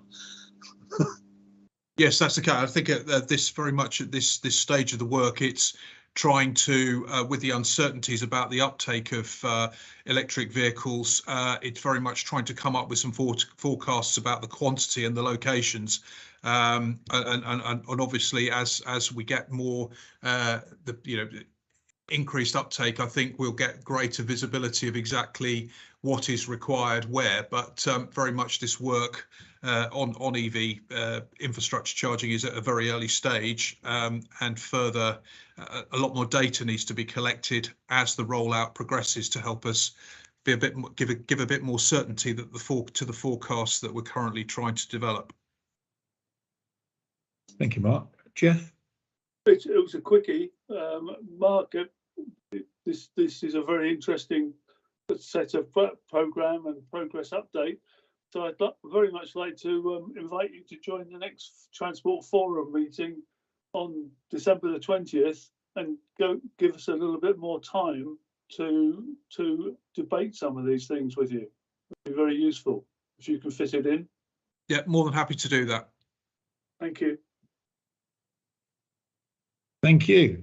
No other questions or comments. We have the recommendations on the screen. I assume that nobody objecting will move on to the next one. So we're on to communications and stakeholder engagement. Holly? Thank you, Chair. So this is a short report this time. It's just to update the board on communications and stakeholder engagement activities since the last meeting. Following the close of the draft strategic investment plan consultation, which ran from the 20th of June to the 12th of September, the comms and engagement team have been working with the engagement consultants ECF technical team, TFSE technical team, and STEER to understand and analyse the consultation responses and develop the consultation report, which you have all seen in your board packs. This has involved analysing and summarising key stakeholder responses, preparing responses to change requests, and verifying these updates within the SIP document itself. Some further engagement work has also been ongoing with presentations to Cabinet and committee colleagues, and these will continue with the aim of them being complete by the end of December 2022. The aim of these sessions is to inform those councillors of the SIP process and content, aiming to enable a smoother sign-off procedure as the final plan is taken through your own council's democratic processes. Further engagement work has been ongoing in relation to our additional work streams, which Mark has just mentioned to you. So with stakeholder meetings held for Bus Back Better, electric vehicle charging infrastructure and freight and logistics projects. We're working with the lead consultants for each project to develop and support further engagement opportunities as these projects progress. The university's roundtable took place on the 4th of October and included an update on the SIP consultation and on work to develop the electric vehicle charging infrastructure strategy. Plans are being developed for a face-to-face meeting hosted at Brighton University in December, at which presentations and discussions will cover active travel and centres of excellence. As always, board members are welcomed and encouraged to attend this interesting forum if they would like to. The Communications and Stakeholder Engagement Group have continued to liaise virtually since the end of the SIP consultation and will next meet in November to discuss the outcomes of the SIP consultation and next steps as we work towards the launch of the final SIP in March 2023. A proposal for this launch will be presented at the next board meeting in January, so we'll bring in more details then of ideas of how we could launch that. Work is ongoing within our team to ensure that our stakeholder groups are operating in the most efficient manner, with the risk of stakeholder fatigue being closely monitored. We have a huge number of stakeholders on our database now. We have over 3,400 individuals and over 1,200 organisations that are registered as TFSE stakeholders. We currently manage 20 active stakeholder groups covering everything from task and finish technical steering groups to the partnership board. Over the last 2 years, 14 task and finish stakeholder groups relating primarily to the area studies work have been initiated and closed. And we have around 400 individuals involved in one or more of our current groups, representing over 200 organisations or institutions. So this is a piece of work that will be ongoing just to make sure that all stakeholders are being kept informed and that nobody is suffering from fatigue from attending too many meetings, just to make sure that everybody stays engaged and updated throughout the work that we're doing. We've got a number of upcoming events. One of the events that is within the board paper for this meeting was scheduled to be on the 8th of December, and that was for Councillor Glazier to be speaking at the Westminster Forum Conference. This was a virtual event, but it has now been postponed and will be taking place early next year, the date to be confirmed. We also are progressing plans for the second Subnational Transport Body Conference, which will take place on the 5th of June next year. And that is it. Thank you. Thank you. Any comments or questions for Holly? None? Well, we're asked to note the activity and there's quite an awful lot going on. So thank you for that, Holly. We come to agenda item 10, which is the financial update. And Rachel, please. Thank you, Chair. The board paper, which has been circulated, sets out a number of areas that I'd like to talk members through today. And first of all, just starting with the Q2 update, which is included as Appendix 1. And this sets out our spend to the end of Q2 against the agreed budget and also sets out a current forecast to the end of the financial year. The main elements of expenditure today relate to delivering the technical programme, including the wrap-up of the area studies and supporting the delivery of the strategic investment plan, consultation and drafting process. The other main area of expenditure is staff and costs. To date, we've spent just over £1 million and 700,000 of that is on the technical programme. We have updated the forecasts in the paper to reflect the forthcoming staffing changes, which is the recruitment that Rupert mentioned earlier, and the latest updates on the DFT grant funding, which I'll cover in just a minute or so. The current forecast for end of year expenditure is just under 3.5 million, compared with an expected income of 3.9 million, which does mean that we will have some carry forward, which would be allocated to the TFSE technical programme for next financial year. The DFT grant funding for 22-23. We updated board members at the last meeting that the DFT had released 1.175 million of our grant funding, but we were in further discussions with the department about the release of the balance of the further 250,000 for the Centre of Excellence and £300,000 for the analytical framework. TFSE had made good progress against both work streams. But there was further engagement with the department and all 7 STBs needed to progress to next steps. As we mentioned at the last partnership board meeting, we were making the case to the department to draw down smaller amounts of funding against both work streams, which would enable us to undertake some of the background research and put us in a good position for 23-24 to be able to take those work streams forward with speed. We've agreed that with the department, and we're drawing down £40,000 for the Centre of Excellence as an initial starting point, and an initial £20,000 for the analytical framework, which will help us develop a pathway for its development. We will keep the partnership board updated on both work streams at the next meeting, at the January meeting. We are continuing discussions with the department about the remaining balance of the TFSE grant, and it's hoped that we will be able to roll that forward into the 23-24 grant allocation, which would enable us to start work on both work streams pretty quickly. Next area that I wanted to touch on is the staffing update. In his lead officer report, Rupert's already talked about the recruitment that's underway, and we have updated the budget to reflect those staffing changes. And then the final point is on local contributions. Constituent authorities have made an important financial contribution to TFSE from day one, and that's been used to fund our staff and complement, and it is particularly recognised, particularly welcomed in recognition of the fact that local authorities do face challenging financial times. We are clear that the department would like to see local contributions continue to form part of our approach, and we have received the indicative funding allocation for 23-24 from the DFT, and the advice is that we use that as the basis for business planning. As we enter into our business planning process, we are asking local authorities to agree to continue with those local contributions at the same level as they have been for the current financial year and for previous financial years, which would be £58,000 for county authorities and £30,000 for individual unitary authorities. We are proposing to continue that at the current rates for 23-24, and the amounts would stay the same. That would mean that the total amount levied would be just under 500,000. It does make an important contribution to our staffing costs, and if that is agreed, our intention is to bring a full budget proposal and the accompanying business plan to the partnership board for consideration in January. So in terms of the conclusions and recommendations, the partnership board are asked to recommend, well, first of all, to note the current financial position to the end of September. Note the update on grant funding from the department, note the progress on the recruitment of additional staff and resource, and agree the local contributions for 23-24. Thank you. Thank you, Rachel. Are there any comments or questions on that? No hands up. So I take it from there we approve as printed. Thank you. We now come on to agenda item 11, which is the governance update. And Tony, I think you're going to take us through this, please. Yes, quickly. I noticed that Jeff's item is also agenda item 11, but it's 12 on mine.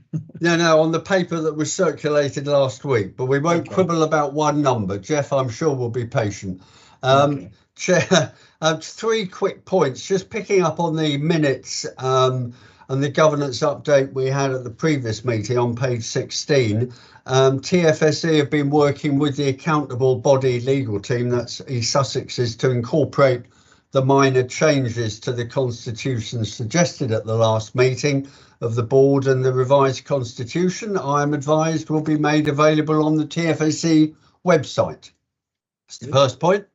Secondly, due to resource pressures with legal, work on the revised intra-authority agreement, this is a new acronym for everybody, IAA, has been slower than anticipated, but I'd like to reassure board members that the current IAA remains valid and appropriate and provides cover to all local transport authorities. The revised IAA will provide additional protection for the accountable body in their role when procuring consultants to provide advice to the partnership, and we're hoping to receive an updated IAA for consideration at the January board meeting. And finally, work on the development of the Audit and Governance Committee will commence in January with a view to the first committee meeting in April 2023. This will be a formal subcommittee of this board and will replace the current member subgroup on governance, and we'll aim to bring some draft terms of reference to the board meeting in January. That's all for me. Happy to take any questions or comments. Any questions you. or comments for Tony? None? Can we agree the recommendations as printed? Yep, just a note. Thank you. So whatever the number, we'll come on now to the Transport Forum, Jeff, please.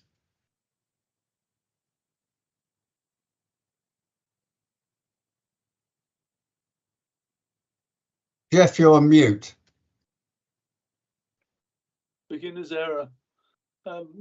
So we had the last meeting of the Transport Forum, and that seemed to go very well. Although for the first time I can think of in the Transport Forum's works, obviously some people decided that they were going to circulate it, papers around the board, which they'd never raised before at the Transport Forum. There's no, obviously we just want to get the right answer. There's no formal procedure, but perhaps if they'd approached me or others about the forum, then we could have discussed them maybe a bit earlier, and that might have been helpful. Which is why I jumped up straight away when Mark was talking earlier about this technical program progress update. That I thought that might, Emily, that might be a very useful thing for us to touch on the meeting on December the 20th, to try and get back to the situation where people are used to coming to that body and debating or discussing issues in that way. I think that's all I've got to say, Keith. Excellent. Well, thank you for that, Jeff, and I'm sure that will happen now. It's been made known.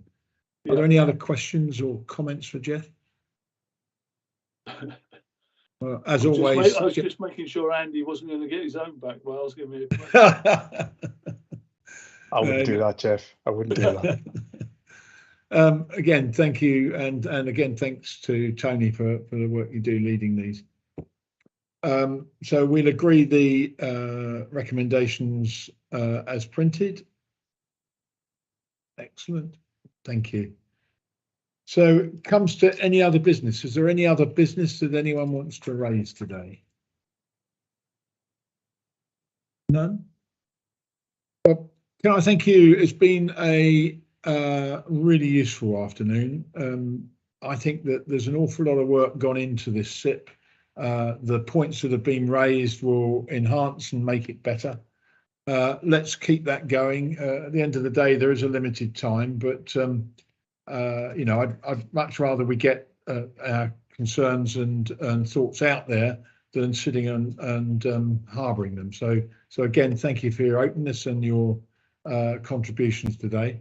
Look forward to getting the final document ready so that we can then go and sell it to our, take it through our governance processes back at our individual ranches. So hopefully that will go as smoothly as we have today. Again, thank you very much for making the time. Thank you to the team, and thank you to Stephen and Andy, especially for coming along today.